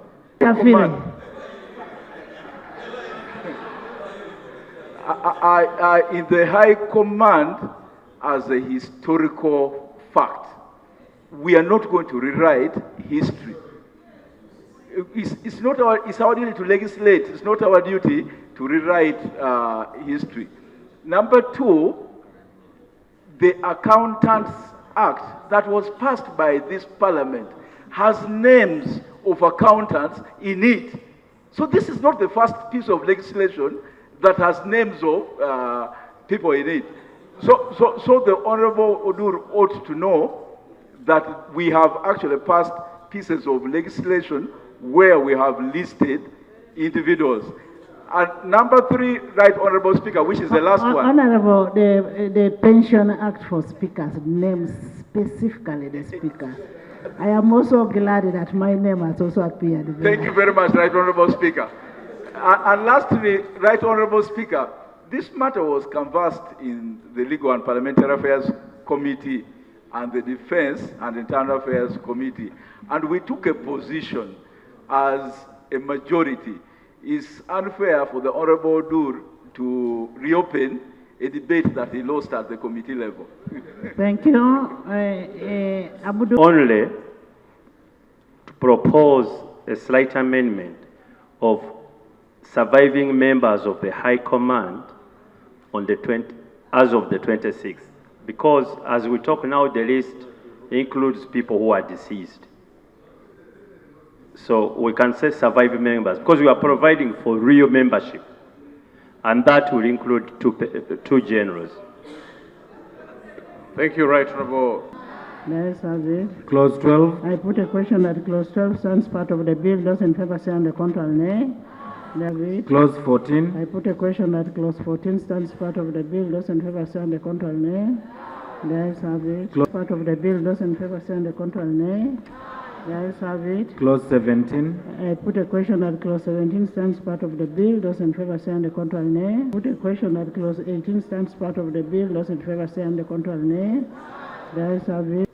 In under 70B and 70K provides for the minister.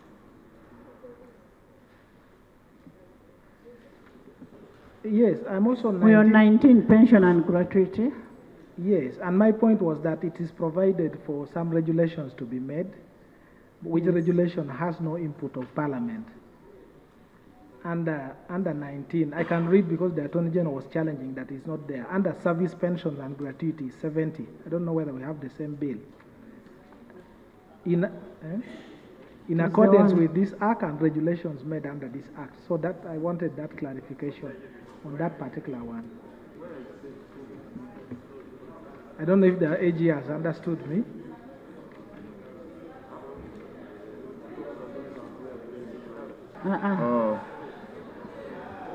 The sugar levels are a bit, I beg your pardon. Right, Honorable Chair. It's a common practice that if a proposal like the one that is my good friend Honorable Jonathan Oduri is making, yes, we can make you give us the powers to make the regulations, and we also lay before this Parliament for information and, yeah. Address yourself to Section 52 of the 252 of the Parent Act.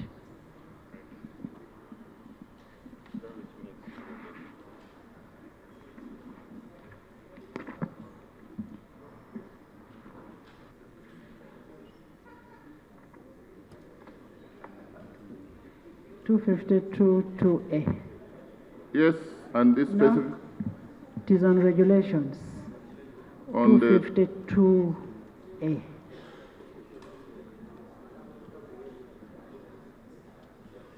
The Parent Act? Parent Act.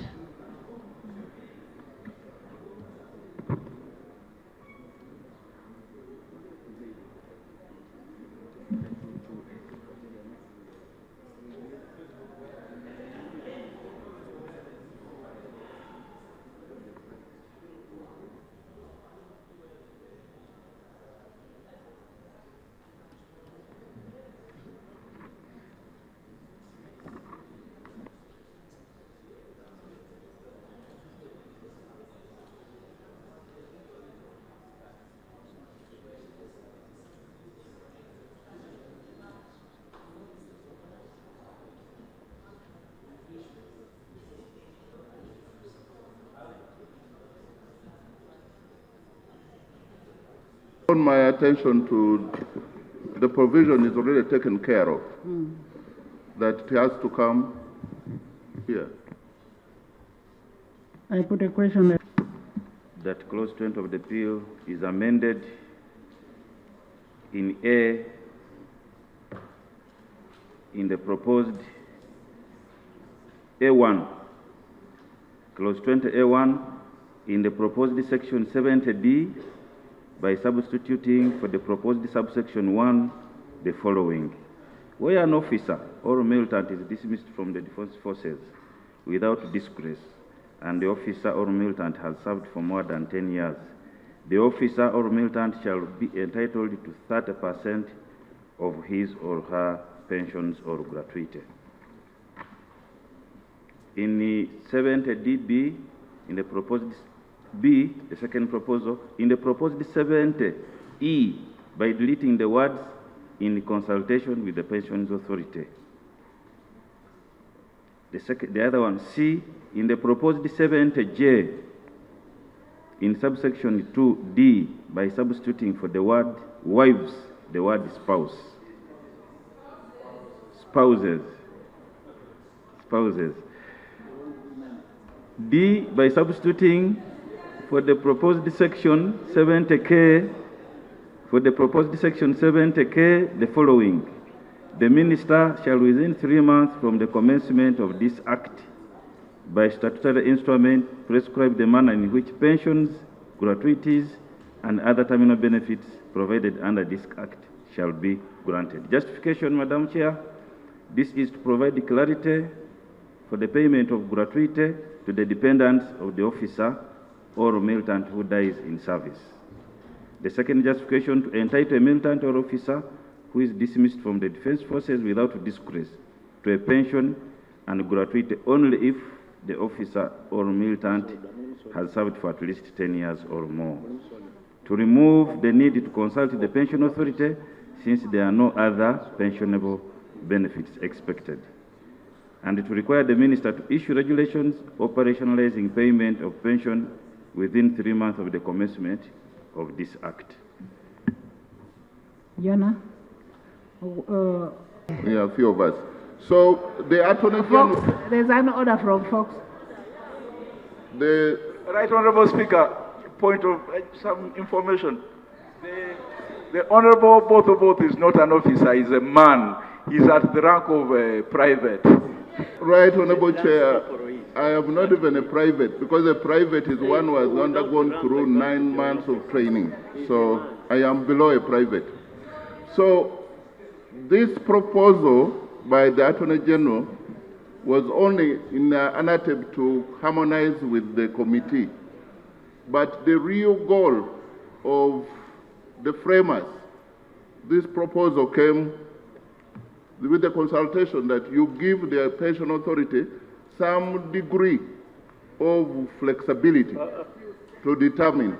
But this House can say, we set the mark, we can set the bare minimum, or we go to the bare max, the maximum. We are open to the proposals, but in our own view, we would have agreed with the bill to remain as it is, because it gives the flexibility according to the record of the officer, could be more deserving. Yeah. The right honorable speaker. Honorable members, is there any problem with this bill remaining the way it is? There's a big problem. There's a very big problem. What is the problem? The right, Madam Speaker. I hope you're not also expecting some. Madam Speaker, we had a lengthy debate. We had a very lengthy debate in the committee concerning of the Principal Act. Clause 29 of the bill is amended in the proposed section 117 by deleting paragraph C. And the justification is to remove a redundant provision. AG? Says that a person will be subject to it will be a militant if subject to such exception, adaptations and modifications as the Defense Forces Council may by regulations prescribe, a person who under any arrangement is attached to any service or force of the Defense Forces or seconded as an officer or a militant outside the Defense Forces. Right Honorable Chair and colleagues, there could be a situation where the Defense Forces say, attach me, who is not in any of these categories. I'm not an employee, but say I'm a lawyer and I'm just attached to the Defense Forces to work with them on a particular assignment. And they make regulations for that purpose. While I'm there under those regulations, I will be subject to military law. So if you remove it, then you say I cannot be deployed there, which would be unfair and take away my opportunity. So I propose, Right Honorable Chair and members, that this provision remain as it is.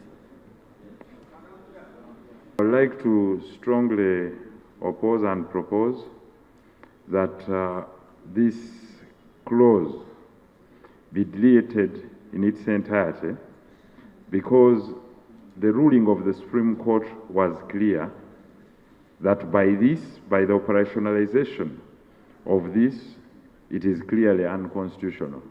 So I would like to move that the entire clause be deleted. First read the clause before you say it is deleted. The entire clause 29, and as it reads, that members of the Defense Forces subject to military law. I further re-echo that what we are talking about is subjecting people to the military court-martial that was considered unconstitutional by the ruling of the Supreme Court. So you can have your proposal. My proposal is that we delete it entirely. So move your proposal. Right Honorable Speaker, I move that we delete this entirely. But the Honorable Tafile is seconding me. Right Honorable Speaker, I move that we delete the entire clause. Honorable Medi, this is in relation to members of Defense Forces Even to be that, subject to military law. Even that one, I move that we delete this entirely. And the Honorable Tafile wants to second me. Is it seconded? Honorable Du is here seconding me. Seconded by Honorable Du. Yes? You come to the microphone.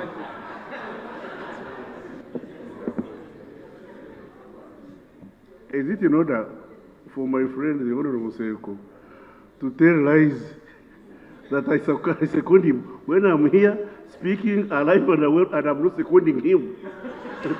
Is it in order? Honorable Seko is not in order to impute. Madam Chair, when we pass this provision, it's better for members to understand the reason why Honorable Sereko has raised this matter is that the judgment of the Supreme Court had said that even militants or soldiers, when they commit certain offenses, they should be brought to the civilian court. Now, the definition of the military law, here we have used the word military law, but the interpretation of the military law is that offenses under this act, which offenses under this act are so many, but also includes the murder and etc., are now termed military law. So the court had ruled that even when soldiers commit certain offenses, those offenses are still triable by the civilian court.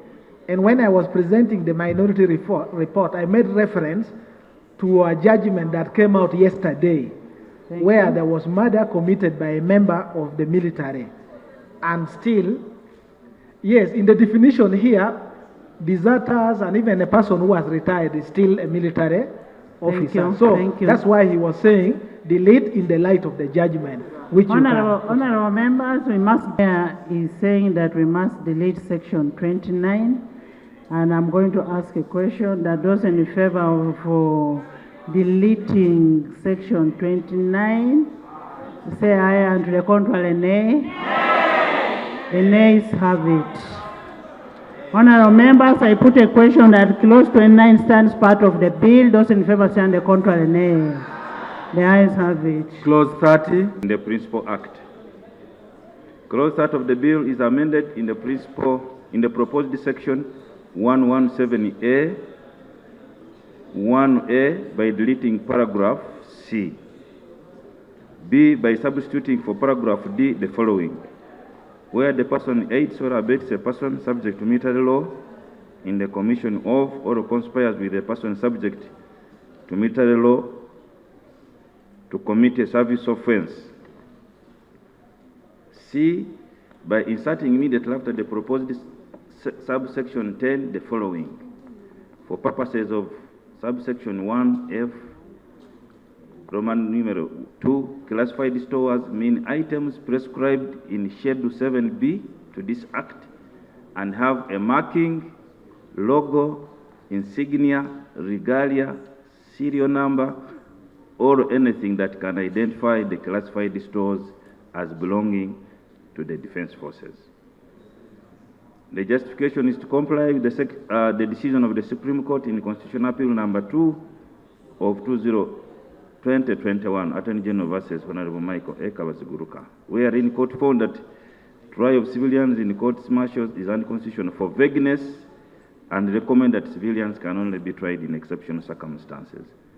Paragraph C is deleted since it is a repetition of paragraph F to clearly define what amounts to classified stores.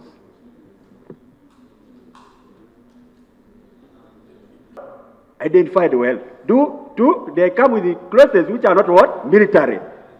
Shouldn't we, as a parliament, prescribe that the UPDF should only and only arrest people when they are in military fatigue? I thought that wise. Number 2, yes, Honorable Speaker, I say this because this concerns all of us. What is good for the goose is good to the contrary, even for the gander. What my colleague is talking about is apparent. People are picked up in civilian cars during operations and with people that cannot be easily identifiable. However, the committee has pointed out something worth noting, Right Honourable Speaker. The issue of what should be considered as a military attire to include the logo of the military. So if someone wears a cape that is merely red without a logo and serial number of the production or collection batch of the military, then those people should not be subject to this law. Then secondly, Right Honourable Speaker, the Supreme Court was very clear on the matter of civilians, and let me make it clear. At times, people travel with military personnel who are performing certain duties. At times, it's not official operations. And these people may make errors or may make omissions, but I'm in their company. It's not necessarily that it's adduced that I'm aiding and abetting the commission of this offense. However, when people are rounded up, they are rounded up in a group. So I would like to say, Right Honorable Speaker, that we maintain the position of the Supreme Court ruling and make it clear that we reject the trial of civilians in military courts. And therefore, I would like to move, Right Honorable Speaker, that we reject this clause in its entirety and uphold the position that you've passed in the earlier clause that is only military officers, and would like to recommit that those that are retired, that are no longer serving, there is no order. Thank which you. Order? Thank you. We delete the clause in its entirety. I move, Thank Right you. Honorable Speaker. Thanks. We delete part C of clause 30. Madam Chair, for me, I propose deleting the trial of civilians in a military court. Why is it? But the Honorable Tafile.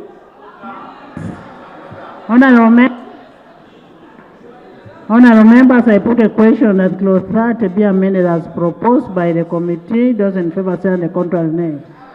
The ayes have it. Clause 30 as amended. The bill, those in favor say on the contrary nay. The ayes have it. Clause 33. I put a question that clause 33 sounds part of the bill. Those in favor say on the contrary nay. The ayes. Amended in the proposed section 192, A by sub 10 the following: the chairperson and other members of a unit court martial, B by deleting the proposed subsection 11, and E by substituting for the proposed subsection 12 the following: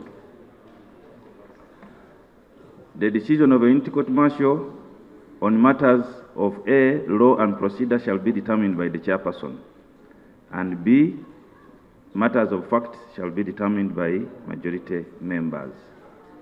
Section 13, by deleting the proposed subsection 13. And then G, in the proposed subsection 14, by substituting the words general court martial, the words division court martial. Thank you. Clause 35, and I will refresh our memory with the decision of court.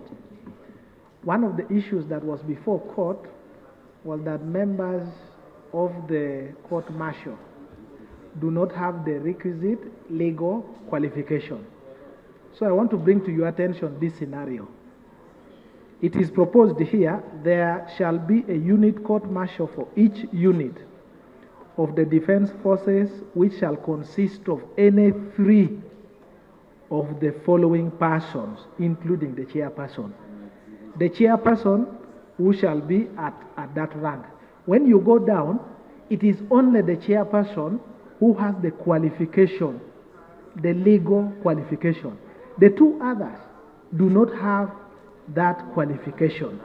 And because there are 3, the decision is by majority. So the 2 non-lawyers, the non-legal persons, are the ones deciding. So it takes us back to the issue annulled by court. So my proposal here is that if we want to implement the decision of court, all the 3 panelists must be qualified legal persons. That is the correct interpretation. Otherwise, we are going round in circles. That's the first one. That's the first issue I want to raise. That is amendment of 6 to include the qualification. 35. So the submission is 35-6. Yes, all the 3 panelists must be persons with legal qualification. That's the first one. The second one, under 35, which I invite the attention of the House. The reason why the decision of the court was that the court martial is, as it is constituted, cannot be delivered justice, relates also to how they are appointed. Actually, you can amend 2 to include the qualification, both, because it talks about the chair, then you talk about the other 2 members. Yes. So court analyzed and found that a serving army officer is not immune because they will take two oaths. They will take two oaths. The judicial oath to deliver justice, but also the oath taken by soldiers to obey their next commander. So of these two, court found that there will be conflict. If I am still in an army officer serving, I am under duty to execute the command by my superiors, including the command of the high command, which is the appointing authority. So if you allow me finish, and then you'll clarify. You are finishing wrongly. Yeah. I can't.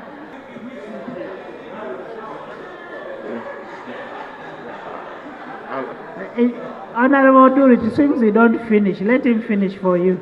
Yes. Whereas we could be tempted to, I followed him very well. The only other thing is that, first of all, we have to admit that these officers are UPDF. They are soldiers. So you can't say they can only take one oath. The temptation we have is to make these courts-martial to be like civil courts. That temptation, let's try to resist. We've made big, huge compromises by having all the units, division, and the general court-martial to have lawyers, people qualified to be advocates. That's the first time in the history of Uganda. So this other part of saying they should take in command from the high command, when they take command, they would be taking as soldiers, not as in matters relating to what they are educating about. So I don't want you to finish, take long to finish and also finish wrong. Honorable, both. Honorable OO, maybe you could also address yourself to Clause 45, 202C on independence of court-martial.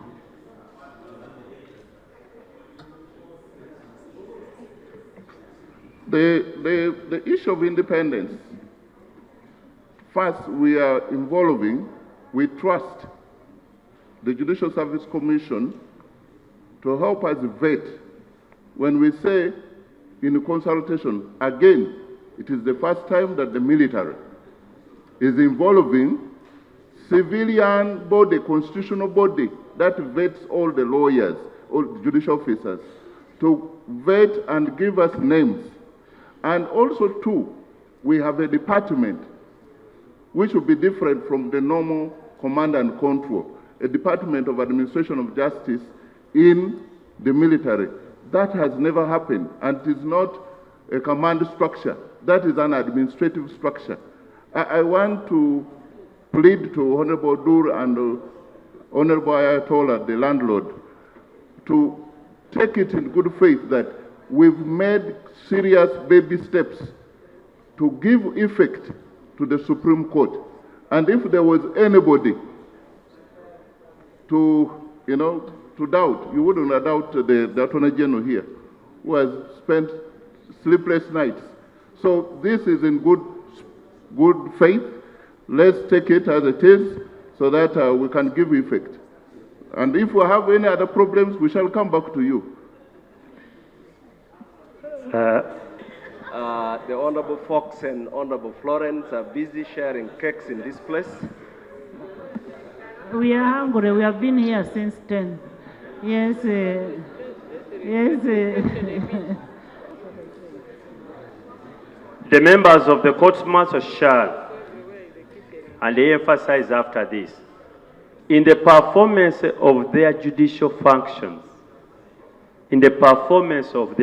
functions, be independent and impartial, and shall not be subject to command.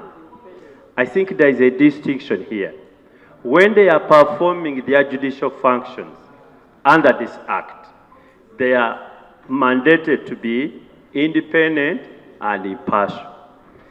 The other command is talking about that does not relate to judicial functions. The judicial independence is entrenched within the act. So I don't see any conflict. The other command is different from the judicial function under this particular law. And I think the Honorable Dur can just read both and then we move on. Thank you. About that, and it's not new in our place here. I'm sure you are familiar with, say, the industrial court. The industrial court has one lawyer and two other people who are experts, assessors, experts in labor issues. Yeah, and these are experts in army affairs. So we are not picking people from the street. So, but here the law has told them that the only person, and the amendment has clarified it, the decision on matters of law will be made by only the chairperson who is a legal expert. But the decision on matters of fact can be done by the soldiers, and I think it is perfectly fine. Yes, Mehdi. Criminal trial, the highest standard is needed, and the burden of proof is on balance of probability. But here you are talking about criminal, yes, about issues of life and death. Somebody going to prison, somebody going to spend 6 months, and etc. If we want to align with the decision of the court, for example, we could have only provided for one judge, like a chief magistrate, and don't bring these two who are not qualified. If we pass it like this, it will be easy for court still to nullify. How do I subject myself to a panel constituted of people who supposedly don't understand the law, who do not have qualification? Honorable Attorney General, so you we cannot have so compare. many lawyers in the army. Yeah. Right on. I think we are forgetting the purpose of this unit. We are talking about law experts in law. What about the experts in army business? What about experts in war? Because the unit court martial is not only dealing with matters. Honorable Attorney General, there are soldiers who are lawyers. Yes. Chair, if you want to invite an expert during a trial, you invite him as a witness to convince the one that is passing justice that this person is the expert you've presented. So which expert are you talking about? Because you should be talking about an expert in law, not an expert in military affairs. During a trial, if any side wants to present an expert, it seeks leave of court to present an expert to support its case. Honorable Minister. This is Honorable Mehdi is also a lawyer. And we practice criminal law in Uganda. We have assessors. Assessors are picked from the members of public. Now in this, because that's the temptation I try to say we should avoid. If we use the word assessors here, it would be like we are in a civil court. Now the political commissar has a specific duty. The administrative officer has of the unit where this officer must be there when they are trying his officer or her officer.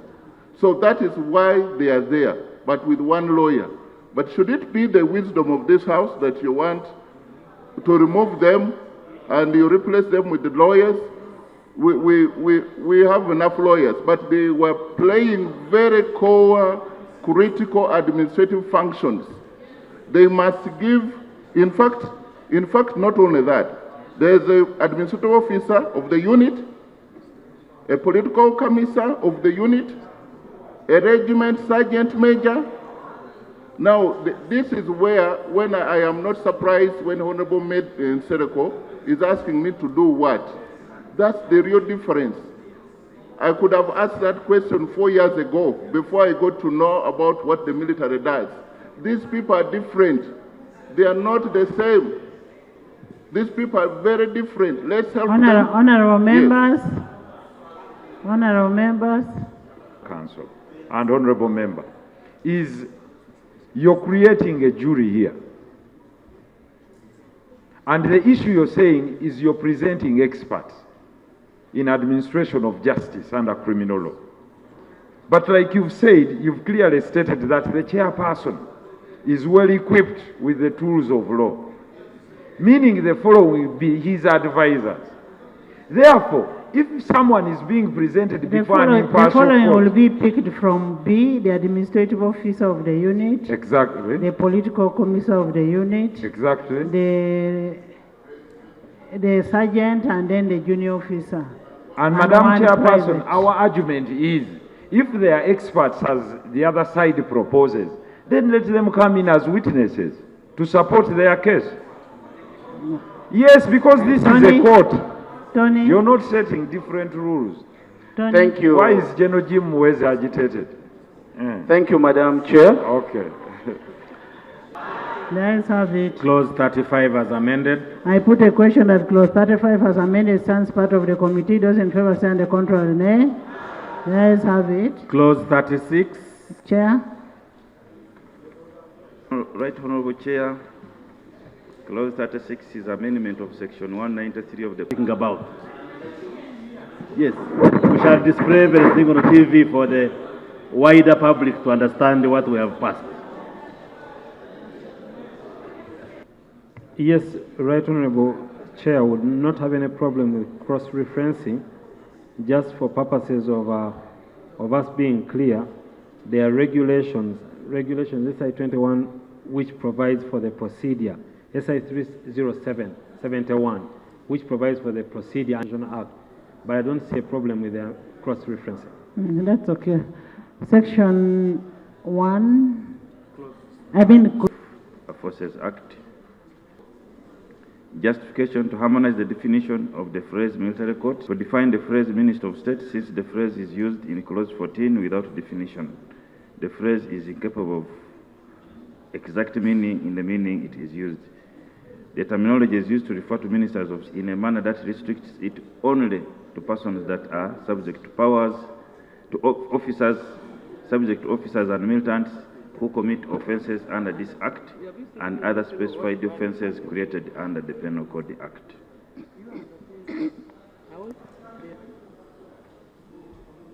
Basically on definition. We concede. I put a question that clause 1 be amended as proposed. Those in favor say on the contrary, nay.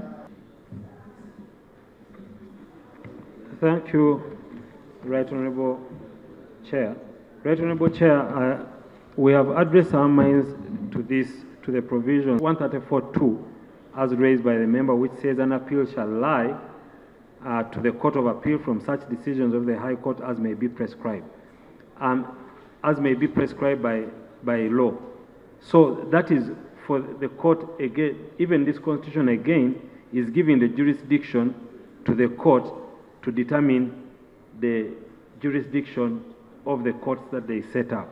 And if you read it together with Article 129.3, it says, subject to the provisions of this constitution, Parliament may make provisions for the jurisdiction and procedure of courts. So if this court is so pleased, it could actually grant the jurisdiction for an appeal to come from the General Court Martial to the Court of Appeal, my interpretation. Is subordinate to the High Court. And looking at what the Constitution says, it would not be prudent for lawmakers to skip the hierarchy of courts from the Court Martial and put it at the same level of the High Court. That will be creation of a new structure in the court system of Uganda.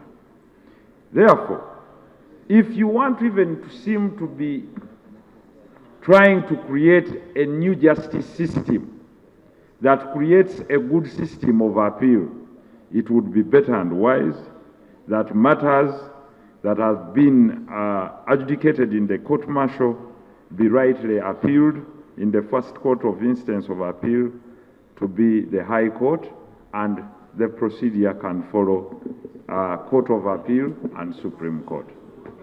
Therefore, at least the General Tafile will not object to that one. Why do you object? Why do you object to everything?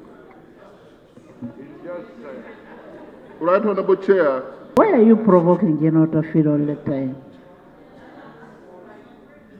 They are friends, eh? Okay. Right Honorable Chair,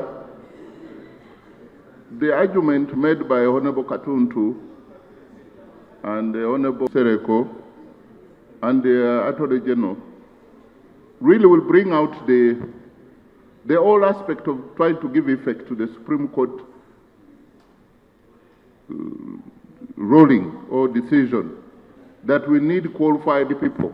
And in this same parliament a few minutes ago, we said the General Court Martial should have 3. 1 qualified to be a judge of a high court. It's a question of professional. You subject a decision of 3 highly qualified lawyers who could be high court to 1. But if it is the decision of this house, we would go, this house can make anything. But we want you to reconcile with the practicability of having 3 lawyers who are highly qualified, who have handled murder, rape, these capital offenses, and handled it quite well, even handled as from the appeal, on appellant jurisdiction, to go to high court. We are in, I don't want to say that we are in a stalemate, but this is a matter that from day one, the Attorney General has guided, and we've had a deep sense of discussion in this matter. I think the House has to take a decision. Now that they quoted the Constitution, when they quote a Constitution, I can't quote anything else. Information. Fox.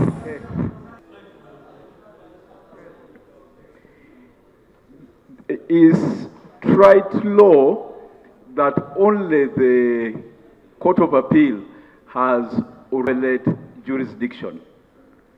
And the thinking at the committee was the High Court doesn't have original appellate jurisdiction. It has unlimited original jurisdiction, but not appellate jurisdiction. So that is the reason we conferred, that's the reason we had provided that appeals from the General Court Martial should go to a court that has original appellate jurisdiction, the Court of Appeal. When you have a brilliant uncle, you have to feel proud about him. So it's for you to make it. Thank you. Thank you. Nice of it. Clause 38 as amended. I put a question that clause 38 be amended as. I put a question that clause 38 as amended stands part of the committee of the bill. Those in favor sign the contrary nay. The ayes have it. Clause 60. The ayes have it. Clause 60 as amended. I put a question that clause 60 as amended stands part of the bill. Those in favor sign the contrary nay. The ayes have it. Title. I put nay. The ayes have it. Motion for resumption of the House. Honorable Minister. Right Honorable Chair, I beg to move that the House do resume and the Committee of the Whole House reports thereto. I put a question that the House resumes and the Committee of the Whole House reports thereto. Those in favor say and the contrary nay. The ayes have it.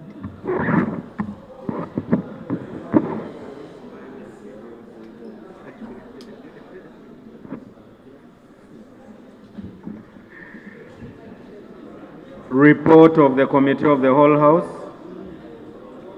Honorable. Right Honorable Speaker, I beg to move to report that the Committee of the Whole House has considered the bill entitled Uganda People's Defense Forces Amendment Act 2025 and passed it with amendments. Motion for adoption of the report of the Committee of the Whole House. Honorable Minister. Right Honorable Speaker, I beg to move that the report from the Committee of the Whole House be adopted. I put a question that the report of the Committee of the Whole House be adopted by this House. Those in favor say and the contrary nay. The ayes have it. Bill third reading. Procedure. The Uganda People's Defense Forces Amendment Bill 2025. We just want to, Madam Chair, I beg that, Right Honourable Speaker, I beg to move that the bill entitled Uganda wait. There is a motion we want to Uganda debate. People's Defense Forces Amendment We want to debate Bill your motion. 2025. Why don't you want us to debate your good motion? I put a question that the Uganda People's Defense Forces Amendment Bill 2025 be read a third time and do pass. Those in favor say the court. Order, Madam Speaker. The ayes have it. The Uganda People's Defense Forces Amendment. Madam Speaker, order on Honorable Kasaija. Title settled and the bill passed. Order on Honorable Kasaija.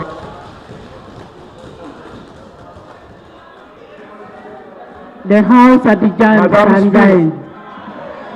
Honorable Kasaija said,